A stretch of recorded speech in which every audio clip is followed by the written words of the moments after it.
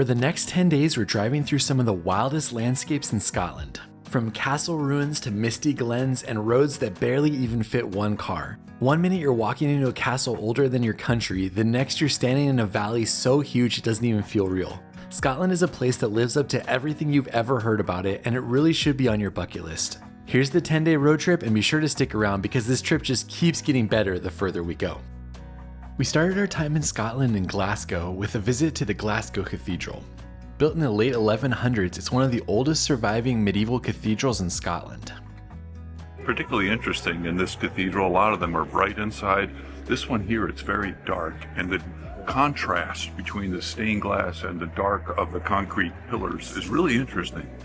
It is really fascinating how dark this cathedral is, and the dramatic stone interior shows off some of the best Gothic architecture in the country. It's massive in scope as well, and the main cathedral nave is up to 105 feet tall. We spent a while exploring the cathedral, and then I headed outside to walk the path that goes behind it and up to the necropolis. Pops is nursing an ankle injury from our last day on the England road trip, which you can see up here, so he's gonna take it a little easy today. I'm gonna show you some more of the city, and we're gonna go head out, see some of the natural beauty on our way to a castle that we're spending the night at tonight. This area we're seeing first is on the backside of the cathedral, and it's known as the necropolis. Opened in 1833, this is one of the most beautiful cemeteries in the entire United Kingdom, and there's a lot to explore here. This cemetery was actually used as a filming location for the movie The Batman. It represented a part of Gotham. As you make it to the top, you'll get some great views out over the city, and you'll see the John Knox Monument, which is one of the cemetery's most recognizable features. You can learn more about John Knox and see his house in the Edinburgh video, which I'll link to in the description. Don't leave without seeing the William Wallace Memorial right at the bottom of the necropolis. I am Scotland's guardian. Though my body has been broken, my spirit will rise again to the sound of freedom. From here, I grabbed an Uber to take me into the city center and show me one of the most popular attractions in all of Glasgow. Alright, so I gotta tell you a story about this. I was in my Uber on the way over here and I said, what's the deal with putting the cone on the head? And he said, one night, decades and decades ago, someone was full of the Gabby water, drinking too much so they couldn't stop talking. And he said they climbed up there and they put the cone on top, and every single morning, or every single night, they take it down. Every single morning it's back up there again. He was born and raised here, and he said it's been there as long as he can remember. So that's a hilarious thing to see when you're down in the city. Since we're here, we're gonna check out the Gallery of Modern Art because it is free. The Gallery of Modern Art is located in a building that started as a mansion in the 1700s for a wealthy tobacco merchant. Later it became a bank and a library before turning into an art gallery. It's small and there's not a lot to see, but it is free, so why not pop in? The cone is definitely a part of the city. Look, it's even on the signs for a pub. I was gonna go see St. George Square, but it's under construction right now, so I'm just gonna walk around the city, see some of the murals, and then head out. I love seeing all the signs and memorabilia of the Duke of Wellington with the traffic cone on his head. I mean, I guess it just started as a prank, and now it became a symbol that the city is well known for. The Doctor is here, or at least the TARDIS is here. When I was researching things to do here quickly, they said the mural trail was a great one, so I started with that. One of my favorite things is just wandering around new cities, and so a mural trail like that is a great thing to follow so you can wander around and you can see lots of cool art along the way. I read online that the mural trail was started as a way to counteract urban decay and bring more public art into the center of the city. And online it says that there are more than 30 murals that are part of the trail, but I feel like there's more than that. I saw a lot when I was walking around. Gotta love it, the cone is back out again for this mural.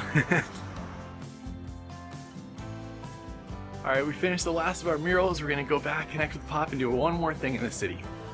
On the way out of the city, we drove over to the Kelvin Grove Art Gallery and Museum, one of the top museums in this part of Scotland. Look who's back, Pops. He took a little break in the video, but he's back now. How's your foot doing? My foot's feeling a little better. Which of these, Josh, represents you? I feel like I'm the always cheery one. Are you the grumpy one up there? Yeah, when I'm with you, I'm that top one on the right up there. See him crying? Yeah. Whenever I visit a new art museum, I always ask them what is the must-see piece that you have here. And at this museum, they told me that I couldn't miss going to see Salvador Dali's Christ of St. John on the Cross. So that's where we headed first. Painted in 1951, Dolly said that he dreamed about the unique composition before painting it. This is just one of many amazing pieces they have here, and they have everything from Picasso and Monet to Cézanne and Van Gogh. That's not something I expected to see, but it's pretty cool. This really is an eclectic museum with Angel, Elvis, and all of the different art on display, plus history, knights, and things related to animals. Check out how long this anaconda is, known as the guardian of the river. Wow. The last thing you have to see there is the organ, which was built in 1901 and has over 3,000 pipes. It's played once every day, and I definitely recommend you try to make it for one.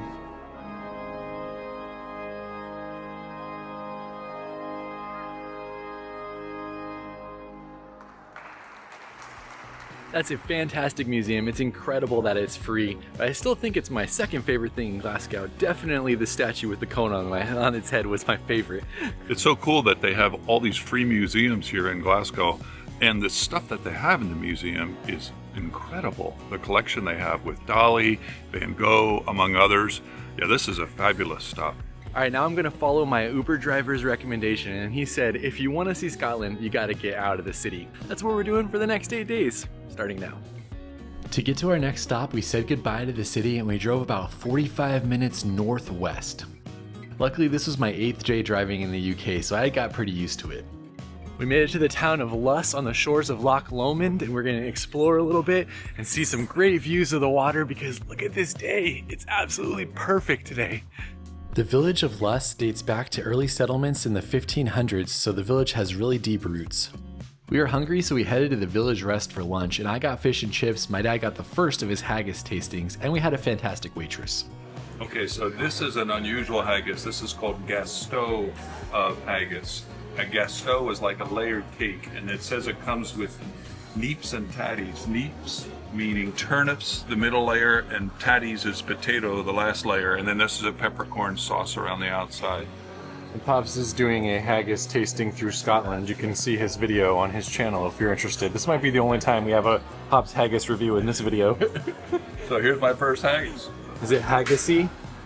It's not as haggisy as some things I've had. It's very creamy, kind of like with the burnt kind of taste a little bit on it, but it's very pleasant. I like it. Gotta love those neeps and tatties. Pops ended up eating haggis 10 times, so check out his video on that if you're interested. Great spot for lunch and some of the nicest people we've met on the trip so far. Gonna go explore a little bit more and get some views at the lake.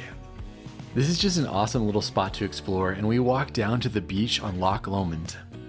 From here you could get some amazing views out over the water and the mountains in the distance, and it was quintessential Scotland.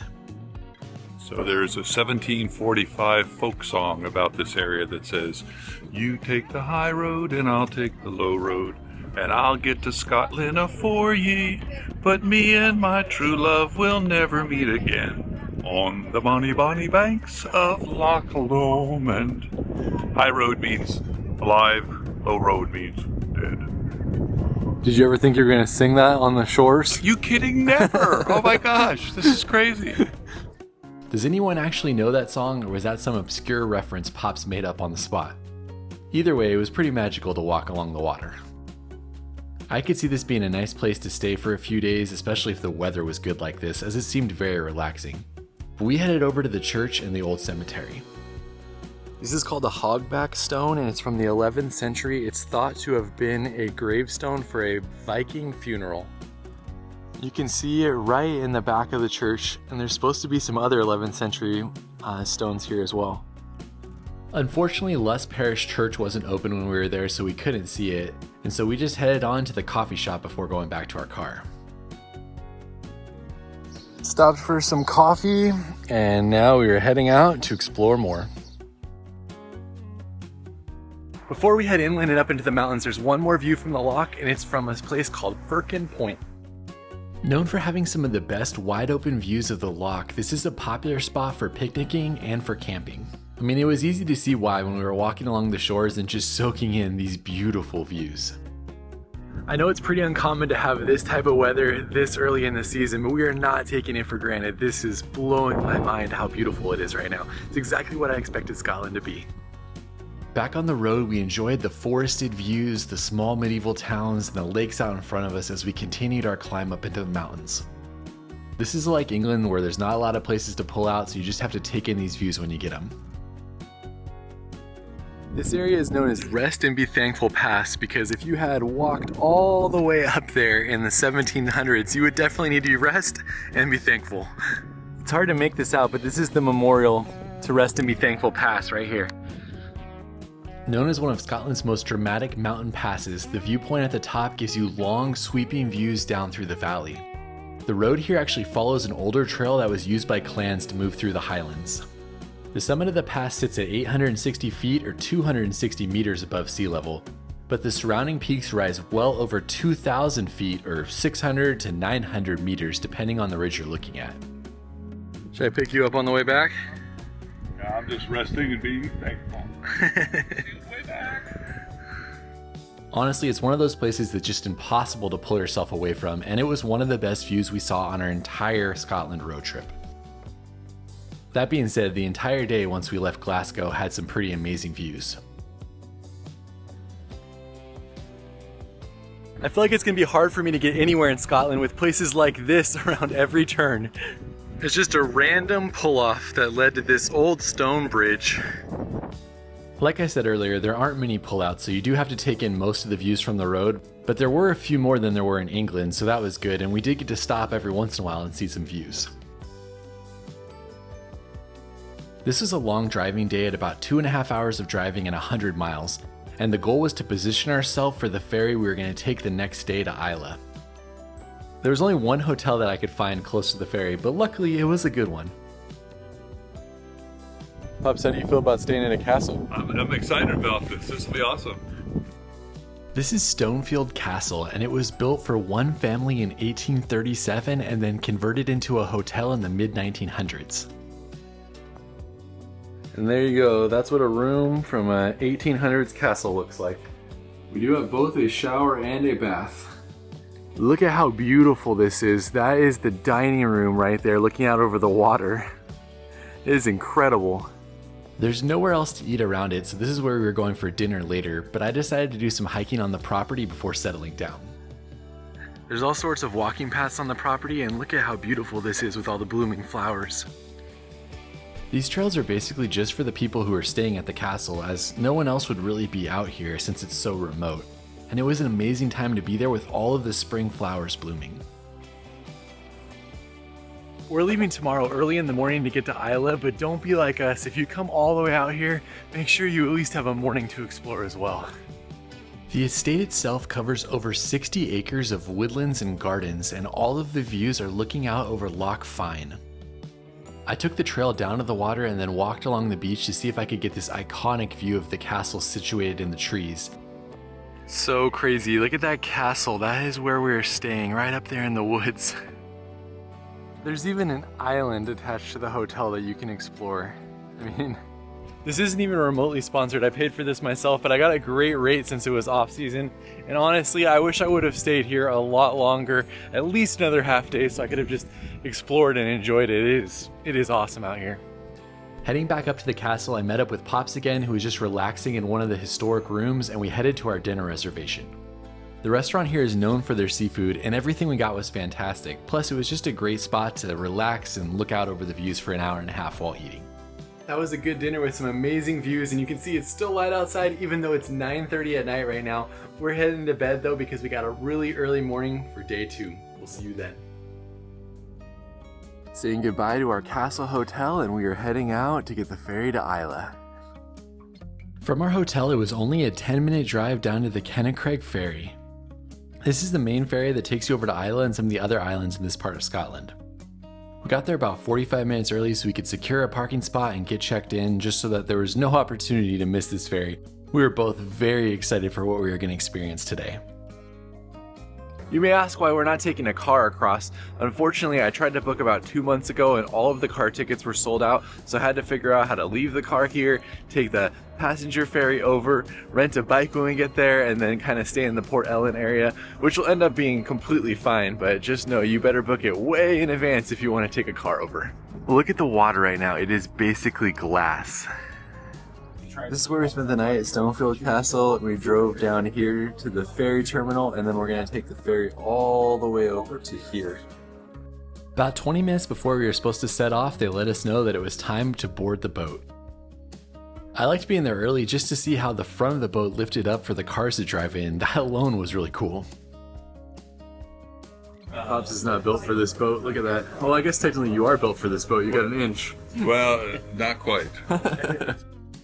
We left too early to get breakfast at our hotel, but luckily they serve it on the boat, and they serve a nice breakfast here, so we got that before the boat took off. We got a full Scottish breakfast on a boat. This looks pretty nice, actually. But no black pudding for Pops. No. Or for me. And then after breakfast, we made our way to the top so we could see the boat take off. We're heading to Islay! The ferry takes about 2 hours and 15 minutes to get over to Port Ellen, and I cannot stress this enough, you absolutely need to figure this all out in advance. For one, finding a hotel near the ferry is difficult, and so you might have to drive an hour or two in the morning, and our ferry left really early, so that's not ideal. And second, finding a place to stay on Islay is extremely difficult as there's limited options. Plus, just getting a tour of some of the distilleries you want to go to is difficult because there's limited options. So just make sure you look into all of this in advance when you know you're going. Check it out, there's cattle out there on that island. We're trying to figure out how they walk across, but I mean, maybe at low tide they can cross right there, but definitely looks like they'd be a little confused way out there. I never thought about the possibility of tide coming in and stranding cattle on an island. Only in Scotland, I guess.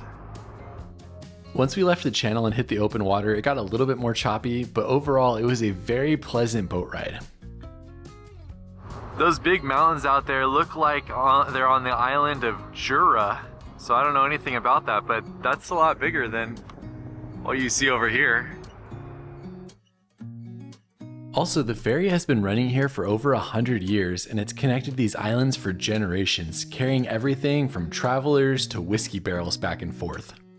And if you're not familiar with Islay, it's basically the whiskey capital of Scotland, since it has 9 world-famous distilleries, and it's a destination for Scotch. You'll notice the iconic white buildings with black lettering as you're making your way in on the boat. We were told that you often see wildlife on the crossing, but unfortunately for us, we didn't see wildlife on this trip. We made it to Islay. Time to go explore. I thought Pops was just gonna ride the boat back. He wasn't gonna get off with everybody else. I wasn't gonna get off. I was enjoying the boat ride too much. There are 2 places you can arrive on the island, but the best if you don't have a car is Port Ellen. This little village was founded in the 1800s, and it became the main gateway to Islay and played a big role in exporting whiskey from the surrounding distilleries. We walked over and dropped off our luggage at the hotel and then grabbed our bikes to set out and explore the distilleries. Like anything on Islay, be sure you book your bikes in advance as well. In order to get the extra large one for my dad, I got the last one and it was at least a month out. This is about as good as it gets. We got perfect weather, beautiful green hills, easy biking. How do you beat this?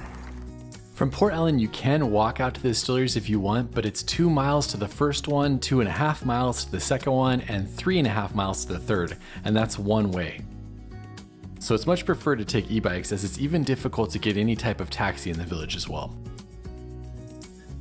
What'd you think of that biking? That was pretty fun, right? It was a little scary. I wasn't sure at first. You're going fast for not being sure. The first distillery we went to is Lagavulin, and we got the exclusive experience, which is the expensive one, because that was the only tour that they had when I looked about a month and a half in advance. You guys don't understand how long I've wanted to come here. This is so exciting for me. Ever since I saw Ron Swanson from Parks and Recreation show up here about a decade ago, I knew this was a place that I had to visit. Of course, they even have a whiskey related to him in the visitor center. After exploring a little bit, we headed to the waiting room to start our tour of this distillery, which was founded in the 1800s. But even if you don't like Scotch, I mean, look at these views of the distillery and the water next to it. It's pretty hard to beat. I know not everybody's interested in whiskey, and we did 2 tours while we were on the island, so I'm not going to bore you with everything, but I will show you some of the highlights. And how the island is basically a perfect combination of peat, salt air, and soft water, which creates flavors that don't show up really anywhere else in the world. On the tour, we got to walk through the entire distilling and fermentation process. And because of how low the water level was on the island currently, they weren't actually producing, and so they allowed us to take video and pictures in some of the areas that you can't normally take videos in. And then after the 1-hour tour was over, we were able to sit down and do a full tasting. Cheers, Brooks. Eventually. Of course, we tried a couple sips while we were here, but one of the best things is that they actually give you these little to-go bottles and you can just fill them up and then take them back to the hotel room with you where you can try them. That way you're not drinking and driving or drinking and biking, which is much safer, and that's what we did. Black line, don't you try to take more whiskey than you're supposed to. I'm gonna get an extra milliliter. I am filling my own whiskey from a cask at Lagavulin in Scotland. Pretty epic. Get that extra milliliter. Oh my god, I gotta go a little bit slower. I don't want to go too crazy. Since the cheaper tour was sold out, this was the only tour option we had, and since this was something we really wanted to do, we weren't upset about having to take a bottle home with us. Put bottled by Jeff on a bottle of whiskey from Islay. All right. That's pretty sweet. If that wasn't enough, get a fancy bag to put it in unless I drop it. Just like that. Don't handle your whiskey. Can't take them anywhere. That was an amazing experience. Being able to walk around this historic distillery, being able to try it down in the cool tasting room, and then being able to bottle our own. It's definitely something that if you're into Scotch like we are, you should try to do while you're in Islay. We're gonna go to another distillery right now, and then we have one more tour at the end of the day. So we're gonna see all 3 of the ones in the southern area that we can bike to today. Once Pops figured out how to use his bike again, and yes, he's just that bad at using a bike, we didn't drink the whiskey, we took it with us. We then headed out on the 1-mile bike ride to the 3rd distillery in this section known as Ardbeg. I couldn't get over how beautiful it was to just be biking along the coast like this to the different distilleries. And at this one we didn't schedule a tour because we didn't have time between the 1st and 2nd tour that we were doing. So we just grabbed some pastries and did a whiskey flight so we could try a few of theirs. This distillery dates back to the 1800s as well, but it did have many different times during the 1900s that it was closed. And it was at risk of being permanently lost in the 1990s before it was bought and revived into what you can see today. It's a beautiful building, and without even taking a tour, it was definitely one of the bigger properties we explored. We had a scone with some clotted cream, tried a couple whiskeys, but we are heading on to our last distillery of the day. Before heading to our last distillery, I came out here because I wanted to get this shot of Lagavulin, but I also wanted to see this castle that's over here. I know I've said this already, but I still can't believe I'm on a Scottish island, biking to distilleries and climbing castles. Mind blown. This is known as Dunivay Castle, or the remains of the castle. There's not much left to see, but you can still go up here and climb around a little bit. The castle dates back to the 1200s when it guarded Lagavulin Bay, and it eventually fell into disrepair after repeated sieges, fires, and political shifts. If you choose to come up here, watch out, it's a little precarious, but it's pretty awesome. Plus you can get some great views of the distillery, and here's a shot Pops took of me on top of it. A castle and that view, what's not to like? Our last stop of the day brought us almost all the way back to Port Ellen and on to Lefroig. Here we had a tour scheduled as well, and we almost missed it as it takes a lot longer to bike these areas than you think. Again, because of the drought, there wasn't any actual production going on when we were here, but we did get to see them burning peat, which was pretty cool. I like how they designate that we're on this tour. This tour was a lot like the last, but it's pretty hard to beat how cool and historic these distilleries are. Just getting to see the equipment they've used for over a century and learn about the process is awesome. Now we can trade in our tokens to try 3 different ones. Cheers. This was the same as previous, where we could pick out our 3 different ones that we wanted, and then we got to take them in our little to-go bottles. We had a lot of whiskey to drink back at the hotel room, but we weren't complaining.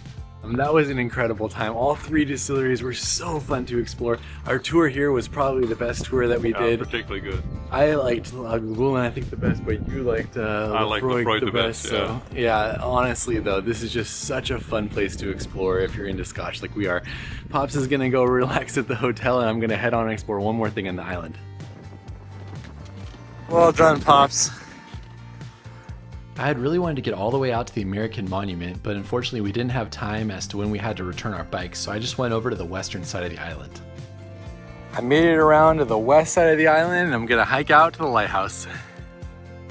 This is about a 15-minute bike ride from the town, and I would say it was well worth it, especially with the beautiful weather. I mean, look at the colors of the water here. I'm probably gonna butcher this, but I was told that this is called the Carrig Fada Lighthouse. It was originally built in 1832 to replace an older beacon that fishermen used to guide their boats into the bay. It's known for its unique square design, which makes it stand out with the other Scottish lighthouses. That was a cool spot to bike out to, and look at how beautiful the water is. It's clear and it's turquoise. I'm going back to the city though, which is all the way across on the water. Gonna find Pops. We're gonna go to a grocery store for dinner because I didn't get any reservations and everything is sold out for tonight. No big deal though, snack dinner in the hotel works as well. Without a car to drive around the island and limited taxi service, we were only able to access the restaurants that were close to us, all of which were busy. I did say Islay was expensive, but this is what 16 pounds gets you at the grocery store. It's a meal fit for kings right now. We're eating good. We even got sticky toffee pudding for dessert, paprika chips, chicken, pasta salad, sandwiches, and look at that view out there with not a single person on the beach. And there is literally not a cloud in the sky hardly. It's basically the perfect day in Islay. So Pops has been wanting to go to Islay for a long time, and I looked 2 months ago to get my reservation, and this was the last available room 2 months ago for when we were here. So this was about $150 room, and I had to book 2 of them because you know there's no way Pops and I would have been sharing that bed. So note that if you come to Islay, it's gonna be very expensive, so you better really like Scotch like us. Housekeeping! How's your room, Pops? It's fine. Can you fit? Oh, your room is way bigger than mine. I should have given you the other one. Man, look at your primo room.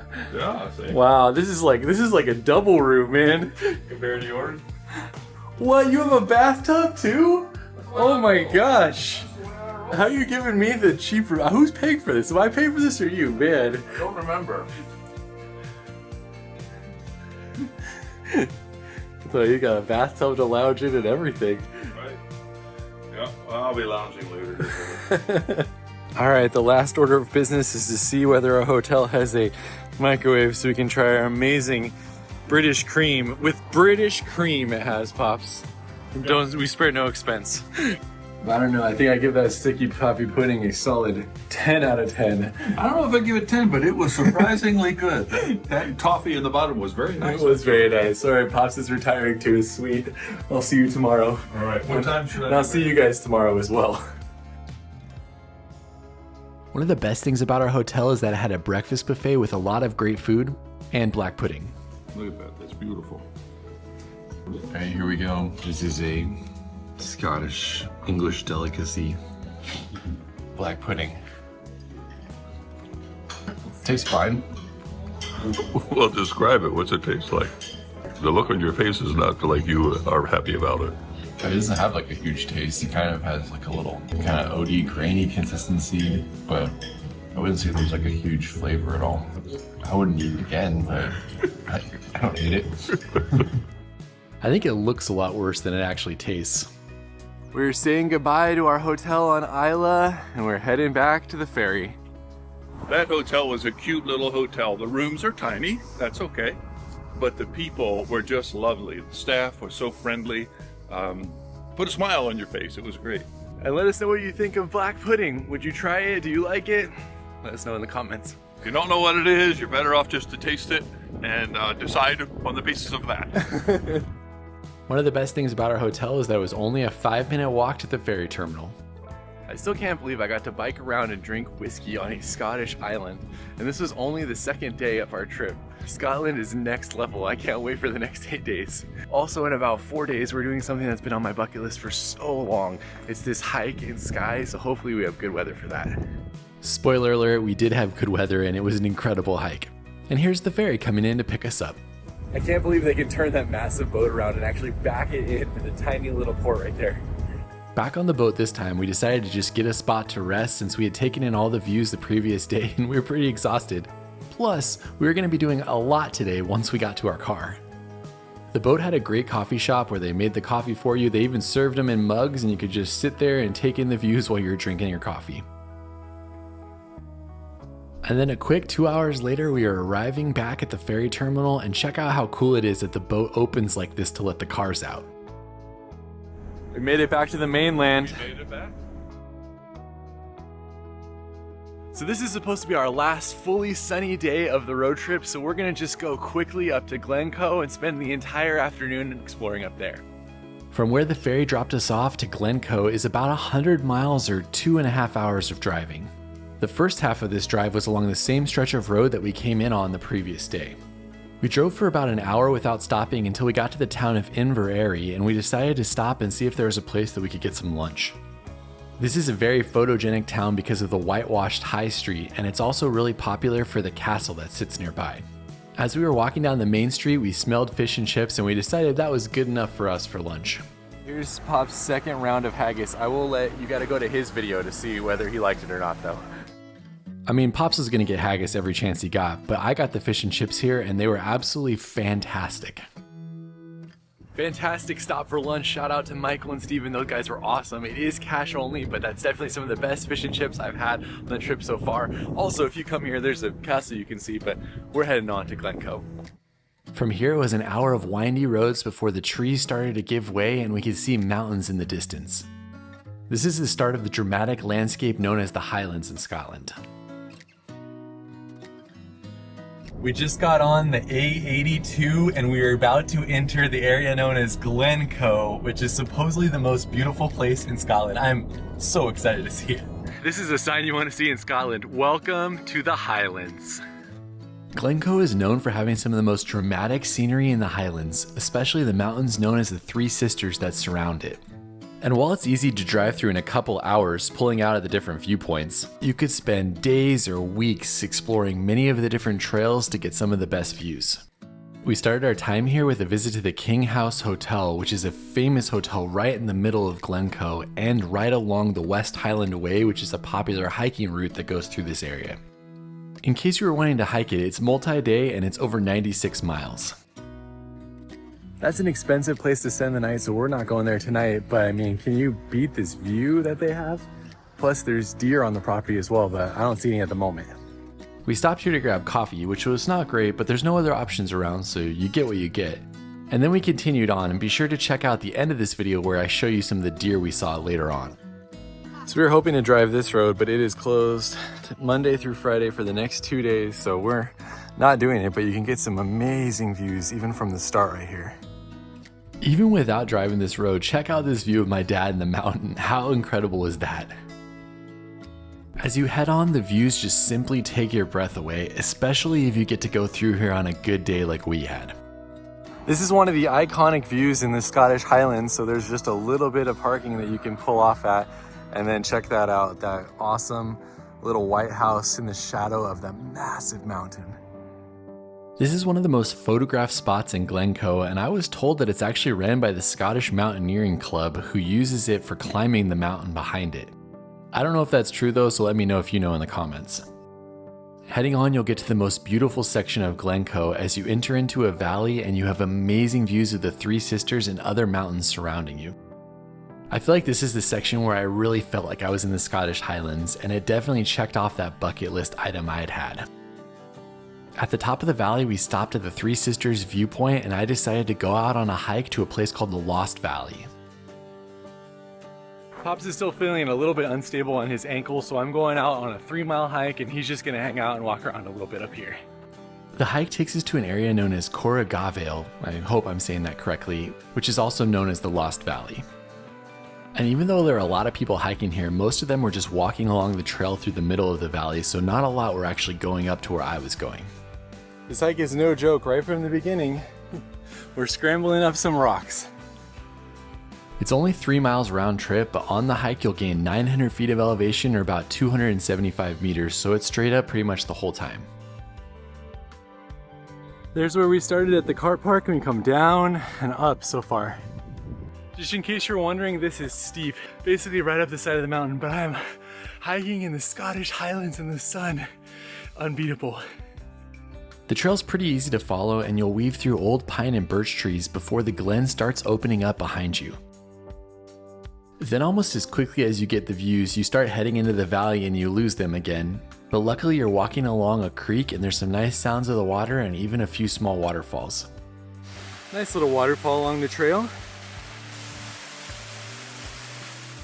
At the end of this trail, it's not really well defined. There are a few sections that have some rock stairs, but mostly you're just kind of climbing on rocks and making your way up. The viewpoint for the valley is right there. I am almost there. This is such a beautiful hike. It's tough with the uphill, but the way the sun is just melting through the trees and the water and the green, I am so excited about doing this, even though I'm exhausted. I will say, if it's raining, it's probably pretty slippery because most of this is climbing up on rocks. There it is right there, the viewpoint. We made it into the valley. Wow, that's incredibly beautiful. Can you see that person down there for scale? So tiny in that big valley. I was told that this valley was used by Clan MacDonald during times of conflict to hide cattle, and that the hidden bowl that stretches out in front of you is out of view of the main glen, so it kind of acts like a natural fortress. Made it all the way down into the valley. Incredible. It's crazy how small you can feel in a place that's this big. It's basically silent down here, just some birds, nothing else. Alright, I'm putting this away and I'm doing this steep walk back to the car. I am almost back down to the car, and can you even believe how incredibly stunning this is right now? Look at those mountains. Oh my gosh, Scotland is next level. After meeting up with Pops, he told me that he would love to spend a lot of time just wandering around here, and he was taken in by the beauty as well. And then we continued on to our next stop. We're only 5 minutes down the road from where we were last at, but we wanted to go to this area from Harry Potter where Hagrid's hut was. It's no longer there, but you can still see where they filmed it, right up here, so we're gonna go check it out. This is a little bit of a difficult one to find, but once you find the place to park, it's only a 5-minute walk up. All right, I don't know if you guys are ready for the reveal, but here it is. Hagrid's hut. Right there. This might be your favorite thing you've seen on the whole trip. Hagrid's hut, baby. Look at that. Pops, have you seen Fang anywhere? Fang is a coward. I shouldn't have said that. Thumbs up for the Harry Potter reference? No? You're not gonna be able to see this, but I'll put it up on the screen right now. But that's how it's shot right there. Basically, it's zoomed in, so it's kind of like that almost. I mean, this hike is worth doing on its own. Just look at all these incredible views in every direction. Plus it has just the cool little Harry Potter reference. I just said I was gonna go to the hotel, but you guys know me. I found another hike that leads to a really important part of the history, sad history of the area. So I'm gonna see that before we head to the hotel. Plus, I'll tell you about the history now because I feel like it's important to understand the history of Glencoe while you're here. This all happened in the late 1600s, and Scotland was already in the middle of a lot of tension. A new king had taken the throne and loyalty was shifting, and the Highlands were full of clans who didn't know who they could trust. And then when the new king ordered every clan to swear an oath of allegiance, the pressure grew even stronger for those that resisted. The story says that even though the head of Clan MacDonald was planning to swear the oath, that some of the officials wanted to make an example of a Highland clan. And so a collection of soldiers came to stay with the MacDonalds, and they asked for shelter and lived with them for almost 2 weeks. They sat by the fire, they shared food, and the clan believed that they were safe. And then on a dark February morning, the orders were given and the soldiers were told to turn on the people who would welcome them. Here it is, Signal Rock, and this is supposedly where they lit the signal to tell the people to start the massacre. And it's crazy to think of how much this flame changed the way the clans behave in the Scottish Highlands, and how they even say the shockwave is still felt today. Over 40 people died, and the attack became one of the most painful betrayals in Scottish history, not only because of the violence, but because it broke the ancient code of hospitality. Leaving the valley behind and heading to our hotel, we tried to find a place to eat. Unfortunately, they close in 20 minutes, so they won't seat us either. It looks like there's no place for us to have dinner, so it might be a grocery store dinner again tonight. Round 2 co-op dinner. Don't say I never take you anywhere nice. You can pick anything you want here. Luckily, this one was a lot bigger than the one on Islay, so there was a lot more options for us for dinner. Dinner of champions. Chicken satay for the win. Egg sandwich and cheese chips for Pops. And from there we checked into the Terri N bunkhouse, which is where we were going to be spending the night. The only option available that had 2 beds was the family room, which actually had 4 beds. All right, Pops, which one of the 4 beds do you want? Or I got an idea, let's just set our alarm and in the middle of the night we can get up and we can switch to a different bed. Let's do it. Let's do it. Yeah, or we can push them together and make a big bed. Super bed. Pops has made his bed decision. Still trying to decide which one I want. That's it for today. See you tomorrow. Special shout out to this hotel. It had a great communal area where we could hang out. There was places that you could cook, and there was even a place that you could wash your clothes and then hang them to dry. We are heading out on what should be a fun day, seeing a historic steam train and going to Loch Ness. Another shout out to this spot. It was a great place to stay, and the people working there were awesome. You may be wondering what we're doing here. Well, the guy at our hotel told us this is the best place to go for breakfast, the Highland Soap Company, so we're gonna give it a try. The Highland Soap Company started as a family-run business in the Highlands, making handmade soaps using local ingredients.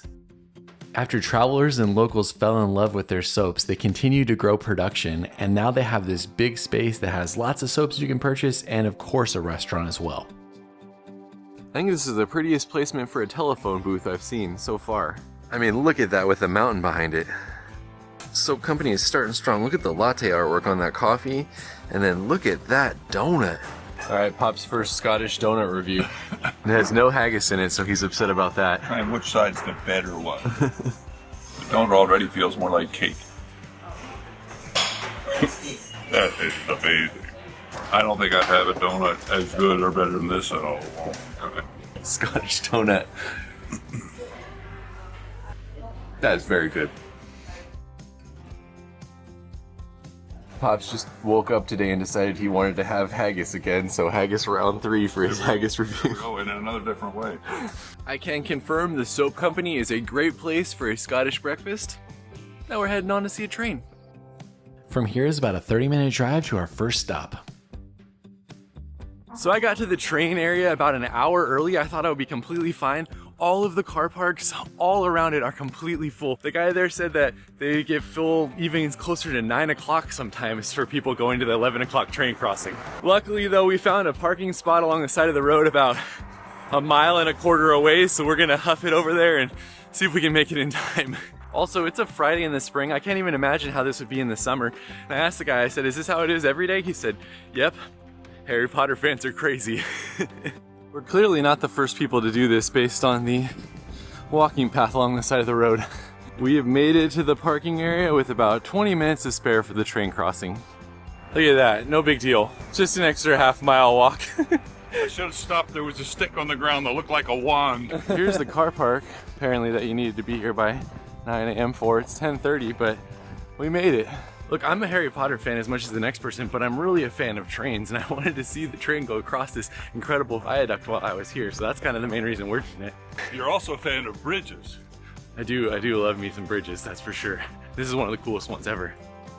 From the parking area, you just follow the massive crowd out to the bridge to find your spot for viewing. This ended up being a lot more exhausting of a morning than I anticipated. I thought I was gonna just get right here and walk right up and get a nice picture. Definitely not the case. Here we go, going up on the hillside. To get to the viewing point, you actually have to go under the bridge and then up the other side of the hill, and you'll see a lot of people there. All right, we made it with a few minutes to spare, and here's all the people waiting to watch it.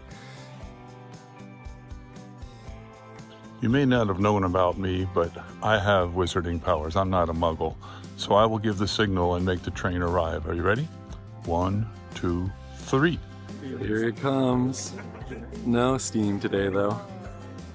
Known as the Glenfinnan Viaduct, this spot became incredibly popular because it was used in a Harry Potter movie. People even refer to the famous Jacobite steam train as the Hogwarts Express now, because this is the train that took people to Hogwarts in the movie and went over this bridge. Normally it's really photogenic because of the steam that comes off of it, but with the drought that we had been experiencing, there was no steam train. And then as soon as the train passes, everybody just gets up and leaves. No steam train, which is a little bit of a bummer, but it was amazing, and honestly that's a small price to pay for the weather that we've had so far. I'll take the weather any day of the week. It was still incredibly cool to see a train go over that awesome viaduct. This train line opened in the early 1900s to connect the west coast fishing towns with the rest of Scotland. Over the time, the line has shifted from a working route to a beloved heritage journey, which is what you still see today, and the viaduct itself is around 300 meters long and 30 meters high. There's also a Viaduct View Cafe if you need a cup of coffee, and there's a viewpoint and a few more things you need to see while you're here. First, the viewpoint, which is about an 8-minute walk to the top of the hill. What an awesome viewpoint. That is a beautiful lake out there. So out there you got the viaduct on one side, and then you got this awesome lake on the other side. There's the amount of parking they have down there as well. What you're looking at here is Loch Shiel, and the Glenfinnan Monument is what sits right on its shores. More on that in a little bit. I can definitely see why they would choose this spot for Harry Potter. It's incredible out there. Walking down to the monument, that's where Pops went. As you walk down to the monument, it's good to know a little history in this area. The monument sits at the exact place that Bonnie Prince Charlie came and raised his standard, calling the Highland clans to his side in 1745. This is known as the Jacobite Rising, and that's what the monument is for. Apparently you can climb the monument, so I'm going to climb the monument right now. This monument has 63 steps that'll take you to the top, and it's very narrow and small, so you know that Pops wasn't going in. This is definitely narrow. You gotta literally go out of this thing that's like 2.5 feet maybe to get out of here. Somebody had to hold my camera while I was getting out.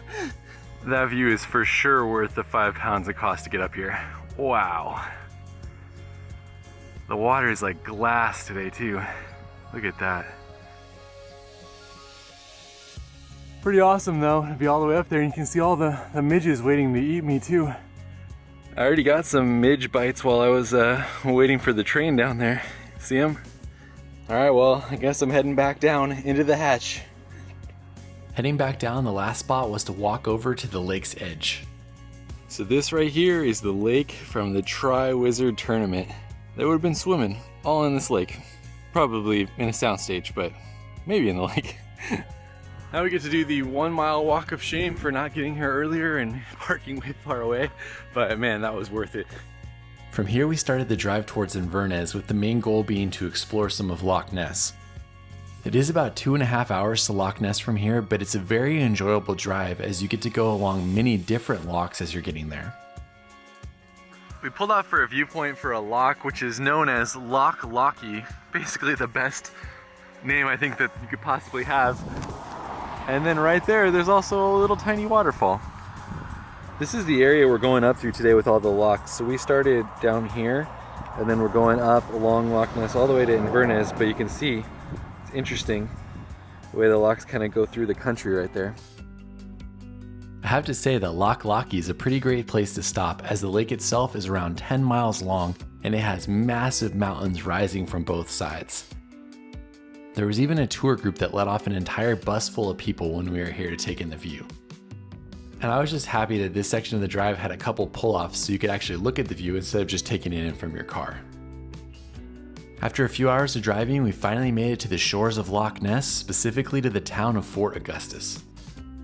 And for us, our goal here was just to look out over the lake, explore the unique canal system that actually raises and lowers water levels to let boats through, and then to find some place to eat. For the eating portion, that led us to delightful Ness. We grabbed our sandwiches, got some drinks at the cafe, got a little treat, and then Check out this view. Pretty awesome. And Pop's got a guacamole pastrami sandwich, which sounds horrible. I've never heard anything like it before. Just expand your horizons. And You know, if this is good or bad, I'm going to tell you that it's amazing. But it's actually very good. I got the more normal chicken salad sandwich and it is fantastic. I mean, you could eat anything with this view, but I'm happy with my choice. Pops and the Highland cow. Pops is on the right. As we were exploring, they were just about to open up the canal system for a boat to come through, so we figured we'd wait and watch. Pops wasn't quick enough and he got stuck on the other side when the boat came in, waiting for this to come back and connect again for him. You can see how high they've raised the water level now, and so they're gonna open this one and then the boat can continue forward. That was cool. I've always heard about how lochs work, but I've never actually seen it myself. Got a book about me. Pops and Nessie, the adventure. I completely failed to see the Loch Ness Monster. Look, that person was able to capture it. Pops, we're not gonna completely fail to see Nessie, are we? Huh? I saw him the last time he was here. I was here. I'll go back and say hello again. Now we're gonna drive along the north shore of Loch Ness to one of the famous castles in Scotland. And here we go, we got a little Nessie to add to our car and to give us good luck in seeing the actual one. It actually doesn't look like that at all. Looks like a sea monster. It's dark black, greenish kind of look because of the swampiness and whatever, but it blows a lot of bubbles when it's in the water. Driving along the shores, it takes about 40 minutes to get to Urquhart Castle. This is definitely a popular one, and if you're going in the summer, I recommend getting tickets in advance just to make sure that when you get there, you're still able to go into the castle. They were turning people around when we went, so I was glad I got tickets online. Once you arrive, you'll actually have to walk down to the castle itself, and this is also where some people wait to take boat tours of Loch Ness. This site has been fortified since at least the 500s, and the medieval castle that was here was built between the 12 and 1300s. I read that throughout the 1500s, it was attacked by clans, defended, repaired, and attacked again, and then it was basically destroyed to what you see today in the 1600s. Pops, look, it's Nessie. Oh, you just missed him. This is one of the most popular castles in Scotland because of its position over Loch Ness, but to me there are a lot of better castles to explore in Scotland. This is a busy castle. Lots of people are here, but it's pretty awesome. Look at those views out over the lake. I mean, you absolutely have to go see this, but definitely see some other ones too. Pops, quick, it's Nessie. You know, everybody makes a big deal that you never see it. I got pictures of Nessie I'll show you later. If you want to, I'll show them to you. Alright, well here's Pop's pictures of Nessie. I'll put them on the screen right now. You can believe whether or not you think that they are actually real. I really don't care if you believe me or not. I know what I saw.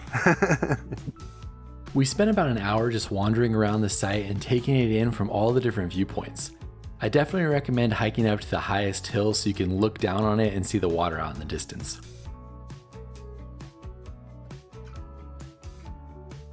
In terms of castles in Scotland, there are way better ones to explore.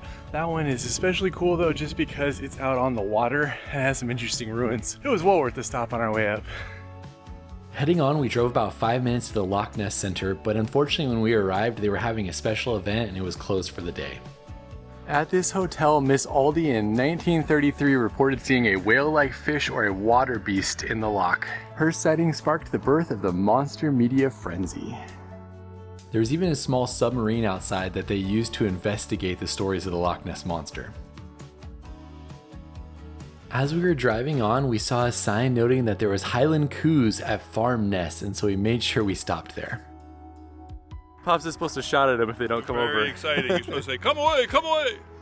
We bought some food at the small shop, and it was the very end of the day, so the cows were already looking to move on, and they weren't very interested in us. Pops is really trying to get the cow's attention over there. Unfortunately, Pops is not the cow whisperer. Luckily for us, the owner showed up just in time. Everybody's coming. They all love you, man. Oh man, look at those guys running. What's up, guys? Oh my gosh, What's up, guys? This was such a huge highlight for the day as we got to interact with the person who takes care of them, and we got to feed them and just hang out with them for a few minutes. That's so fun. After we gave them the food, they're all leaving. That was a silly tourist experience, but it was a lot of fun to see those cows up close. Yeah, it's so funny the way their hair looks and whatever. It's just kind of very characteristic of that breed. Yeah, and he said they don't cut it. It just kind of works itself out while they're eating. We're heading on to our hotel. From here, it was only a 30-minute drive into the city of Inverness, which is where we were going to be spending the night.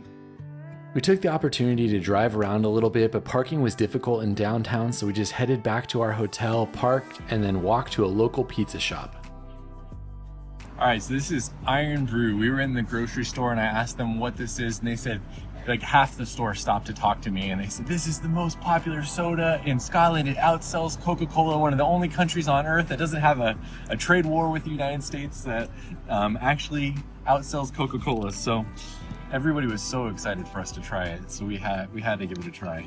No one could describe to me what the flavor of this drink was when I was in here. I'm gonna tell you right now.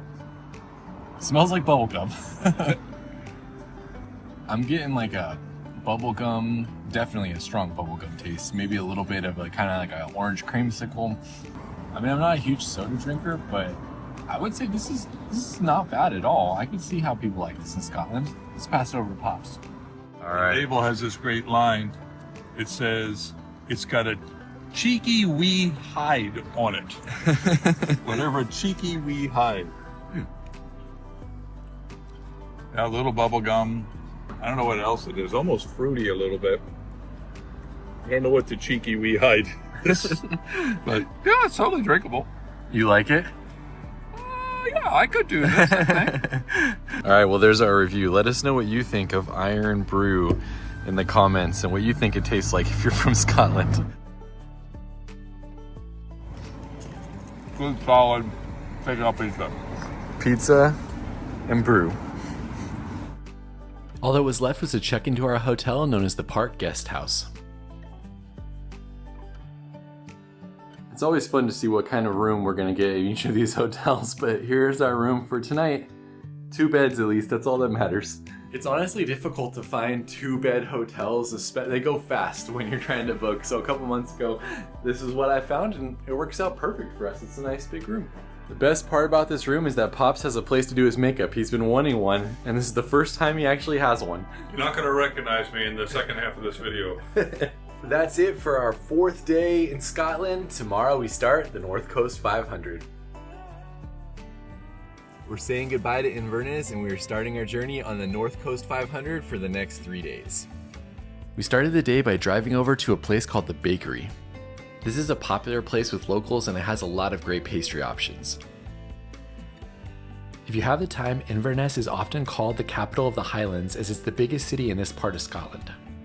There's lots to explore here, including the River Ness, which flows through the city, and the Inverness Castle, but unfortunately that was under construction when we were there, so we just walked around the downtown a little bit before heading out.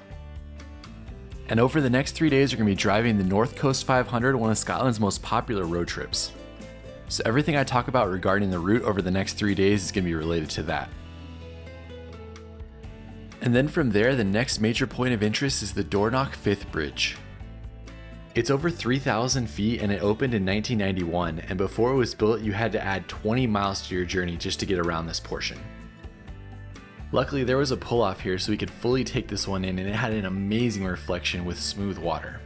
This is incredibly beautiful. And like I was saying to Josh, the contrast between the clouds coming in with the rain and the beautiful sun over here is just amazing.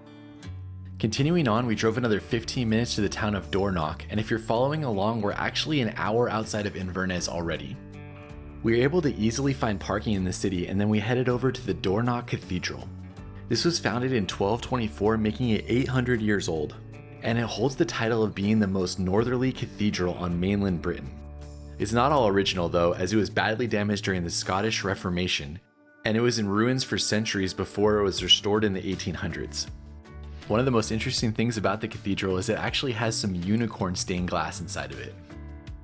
That's a beautiful old cathedral, and its sign said that on Saturday nights you can actually go up into the tower, which would be pretty cool as well. But as we were walking out, we saw the best hot chocolate in the world, and so figured we had to try that before heading on. Cocoa Mountain has become a staple on the North Coast 500, and it's not hard to see why when you look at this hot chocolate. So this is the hot chocolate. They actually drizzle Belgium chocolate on top, so I think it's going to be incredibly sweet, but probably very good. And then you can get a chocolate chaser, which comes with 4 different truffles you can pick from. Have you ever seen anything that even has looked this decadent? This, I mean, just look at this and you gain weight. I'm so excited. This looks amazing. Wow, I love that the hot chocolate itself is bitter, really good. Dark chocolate is bitter, and the stuff on top is so creamy. It kind of is a good balance between the bitter and the smooth creaminess of the chocolate on top. Really, really nice. Pops is saying best hot chocolate you've ever had? No argument, no doubt at all. It's got to be the best. I don't drink a lot of it, but that is far and away the best I've ever had. My best is still the Angelina in Paris. That place is next level. Heading on. Continuing on, we left the small town and headed into the beautiful Scottish countryside. Luckily on this drive, you're only in towns a little bit and you're mostly in nature getting amazing views. And from there we headed on to the most popular attraction in the entire North Coast 500, the Dunrobin Castle. Parts of this castle date back to the 1300s, making it one of the oldest continuously inhabited castles in the north. So it's interesting with these deer heads, how they note the trophy 12 points and when it was killed. Interesting. 1896. While the castle itself is old, it was redesigned in the 1800s and most of what you see today dates back to that. Inside you'll find rooms filled with art, antiques, and family heirlooms, including portraits of clan leaders and nobility. Wow, look at the gardens out there. Those are incredible. I found the highlight to be the library, which has over 10,000 books collected over the centuries. And it has 2 lion skins on the ground, which are pretty wild to see. We spent about 30 minutes walking around the interior, but if you're a fan of this type of thing, I'm sure you could spend a lot more time. My wife probably would have spent at least an hour walking through the rooms. Your ticket also includes access to the grounds, so that's what we headed to next, and there was actually a falconry exhibit that was about to happen in the gardens. What's fascinating about touring the castle is that was about 16 rooms, and they told me that there's around 180 rooms in the castle. So you can see less than 10%, and it feels like you're seeing a decent amount of the castle, so that thing must be massive. The formal gardens connected to the castle actually stretched down to the sea, and we were told that they were inspired by the Palace of Versailles. There's a deer running through the garden. I don't know if you can see him, but he ran right in front of Pops, right there. I think this is some of the most beautiful manicured gardens I've seen during my time in the UK. It's just absolutely stunning the way that they keep it up. We found the gardens to be bursting with colorful flowers, and I loved the geometric design and how it highlighted the castle behind it. One of the most memorable parts of a visit to Dunrobin Castle though is the daily falconry show that they have in the gardens. Here you can find birds of prey like falcons, hawks, and owls all take to the sky as the falconer demonstrates century-old practices. There was no seats 20 minutes before it started, so if you want to sit and enjoy it, be sure to get there early. That was a great stop. It was well priced. It's a cool castle to explore. The gardens are incredible. There's a falconry show. Great stop. We're about 5 minutes away from the castle. We drove up this 1-lane road to a sign for Big Burn Walk, and that's the little parking area right there. So we parked in this upper car park right here, and then all of the waterfalls are basically right near the car park. You ready to do some hiking, Pops? Absolutely. Look at this beautiful green we got here. Yeah, what is this about? Wow. This is a pretty easy hike at a less than a half-mile round trip, and it does go downhill the entire way, so uphill the whole way back. There's the overview, but you can't really see much. We gotta go down to get to it. That's a low-hanging tree. I can't wait to videotape how Pops gets under that. All right, let's see Pops navigate the low tree without hurting himself. Wow, he's nimble for a 90-year-old. That is a low tree. I'm just having to constantly pinch myself. I am hiking in Scotland. Never thought I'd be able to do this, and it's just as incredible as I hoped it would be. Once you make it down, there's a couple bridges that you cross, and then you follow the creek all the way up to the main waterfall. Wow, look at this canyon we are walking into. This canyon is amazing. It's gorgeous. I'm guessing the waterfall is right around the bend. Wow. Look at how the white pops with all the dark colors of the rocks. Oh my God. It's just right here in front of you. You couldn't get much closer to that. Wow. It's not a very tall waterfall, but with the multiple little cascades and just the beautiful surroundings, it's definitely well worth doing. I don't know what it is about Scotland, but we have seen so many beautiful places over the last 4 days. It's hard to even describe how amazing this country is. It almost feels like it's healing to your soul or something to just go hike around and to see all these beautiful things. I don't know if that makes sense, but let me know in the comments. And the things are unique. We've seen a lot of places, but Scotland is so very different in a variety of ways. Now all there is left to do is to climb back out and get Pop some haggis for his haggis tasting. Leaving here was a 40-minute drive to get to our lunch spot, and along the way we were basically hugging the coast the entire time. We were also greeted with yellow flowers in every direction, and you would come around bends and see mountains full of these yellow flowers. Adding to that, the small towns, the beautiful churches, the rugged rock walls, and all the farms, and it's one of those drives that really felt magical and you just weren't in a hurry to get to your destination. Again though, there's not really any pull-offs, so you have to experience it from your car. For lunch, we stopped at a spot that multiple people had told us about called the River Bothy. And when we walked in and saw the collection of pastries, each looking better than the last, we knew we were at someplace good. After placing an order for a couple sandwiches and some treats, we walked around the small shop while we were waiting for our food. Enjoy your poo, all right? Made in-house every day. We'll see how we do here. This is really nice. This one is really, really nice. Alright, Pops has got his fourth way he's doing haggis. I will again kick it back to his video on his haggis tasting of Scotland. And I have just a regular roast beef sandwich, which looks incredible. Okay, Josh is being brave, and he's going to try haggis. Toasty, it sounded interesting. It's very good. I like the grilled onion chutney on there. It's got a good kind of rich taste almost to it. I don't know. I'm in. I like it. Haggis toasty. That was a fantastic spot for lunch. Such good food, awesome people, and we even got some treats to take with us because everything in that tree cabinet looked so good. Heading on to do some hiking because that's what you need to do after you eat all that food that we just ate. Right. Yeah, drag me along with you while you hike. On our way to our next stop, we hugged the coast again, going to the Wallago Steps, where we actually got to meet the person who keeps them up. I'll let Davey, the protector of the stairs, tell you the history as we make our way down. Wallago Steps were built in 1792. They got the name Whelligo because whales got washed up dead on the shores. There was 365 steps, one for every day of the year. This picture was taken in 1945. That was my grandfather's boat. The boat beside my granddad's, William Sinclair, lived in the house just over in the field. Now, the herring fishing is only 2 months of the year. Herring's just passing. The steps were fished every day.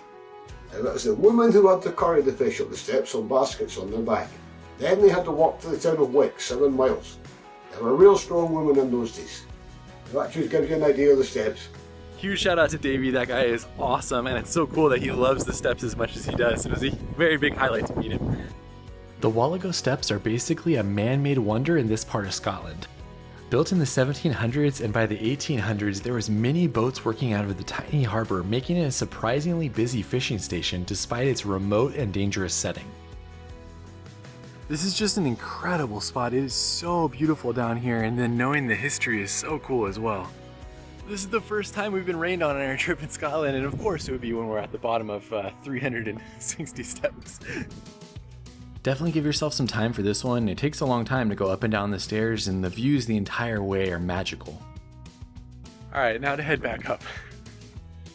Also, do note that my dad decided not to go all the way down as it was affecting his knees with the uneven stairs, so note that if it's something you might struggle with as well. That was a lot of steps back up, but that's definitely a highlight of this trip so far. So beautiful down there.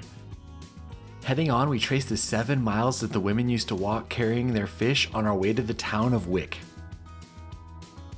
We were really hoping to visit a distillery on this trip, but they're all closed on Saturday and Sunday when we're coming through. But here's another one you can go to if you're here and it's not a Saturday or Sunday. There's one other unique claim to fame that the city of Wick has. Ebenezer Place is known as the smallest street in the world at around 6 feet in length. So basically Pops is covering the entire street right there. This is the shortest street in the world, measured 2 meters or 6 feet 9 inches long. Oh, Pops, you were only 6'7". You didn't cover the whole street. I didn't stretch the whole thing. Yeah. This street has a single postal address, which is the entrance to the #1 bistro. So there you go. There's its one postal address, #1 on Ebenezer Place. You guys know there was no way we weren't stopping to see that, right? On the way out of Wick, if you have time, I highly recommend you take the 20-minute drive over to one of the famous castles along the coast. This is Castle Sinclair Glencoe. There's not much left of the castle out there, but this is what it would have looked like. It's about a half mile to make the walk out to the castle itself, and it's dramatically perched on the sea cliffs overlooking Sinclair's Bay. It's actually the remains of 2 connected castles, one built in the 1400s and another added in the 1600s. At one point in time, they formed one of the largest medieval fortresses in the north of Scotland. By the 1600s, the castle was all but abandoned due to centuries of feuding and shifting power. Since then, storms and erosion have continued to pick away at it, and what you see is what is left today. It's completely free to visit, and it's one of the most unique historical stops along the coast. I don't know how long this castle is gonna last. A lot of it is already off limits because of the way that it's just deteriorating into the ocean. That was another huge highlight, how cool the ruins of that castle are. What'd you think, Pops? Yeah, and it's listed as one of the most endangered historical sites, so hopefully they can keep it up. It's gorgeous and so unique out on this peninsula, but it could be lost. In case you were wondering, I was really hoping to fly my drone out there, but it's about a mile away from an airport, so it's in a no-fly zone, and then there was 2 other no-fly zones that overlapped it as well. So probably not a great place to fly a drone. We saw some low-flying jets come through the area as well. Figured now is as good a time as any to eat my Millionaire's bar, and I can confirm that it's good. Getting back in the car, we headed along the coast to one of the most northern parts of mainland Britain. It's a long and windy 1.5 lane road to get all the way out here, but here you can find 2 unique places, the Nunkensby Head Lighthouse and the Stacks. We made it all the way out to the point where the lighthouse is at. This is the parking area for it, and then you can walk that way and there's sea stacks out there. The lighthouse was built in 1924, and I have to say it's a little anticlimactic as you can't really get very close. That being said, the views from the parking lot over the cliffs are amazing, and if you take the half-mile walk out to the stacks, you'll definitely be rewarded. There's also just free-roaming sheep as well. The Nunkensby Stacks are sharp, jagged rock pillars that rise straight out of the sea, some over 200 feet high. They're considered some of the best examples of sea stacks in the UK, and geologists estimate that the stacks are around 400 million years old. The largest of the group is known as the Great Stack, and it's often compared to a cathedral spire rising from the ocean. Spent about an hour hanging out there, but how can you blame me? That's just an incredible viewpoint. Could have spent more time, but we got a few more things to do before ending the day. It's hilarious that the sheep are just hanging out in the parking lot. Leaving here, it's only a 15-minute drive to one of the most popular tourist attractions, John O'Groats. I think this is our first one on the Scotland trip. Which one are you gonna be, Pops? Oh yeah, that one fits you perfectly. Well done. The main thing you do in John O'Groats is to take a picture with this sign right over here. John O'Groats is the symbolic end of the road marking the most northeasterly village on mainland Britain. And here you'll find a famous signpost that everybody stops to take a picture with. It's only 3,230 miles to New York from here. It became famous as the finishing line for the Land's End journey, which starts down in Cornwall and ends 1,200 miles later here.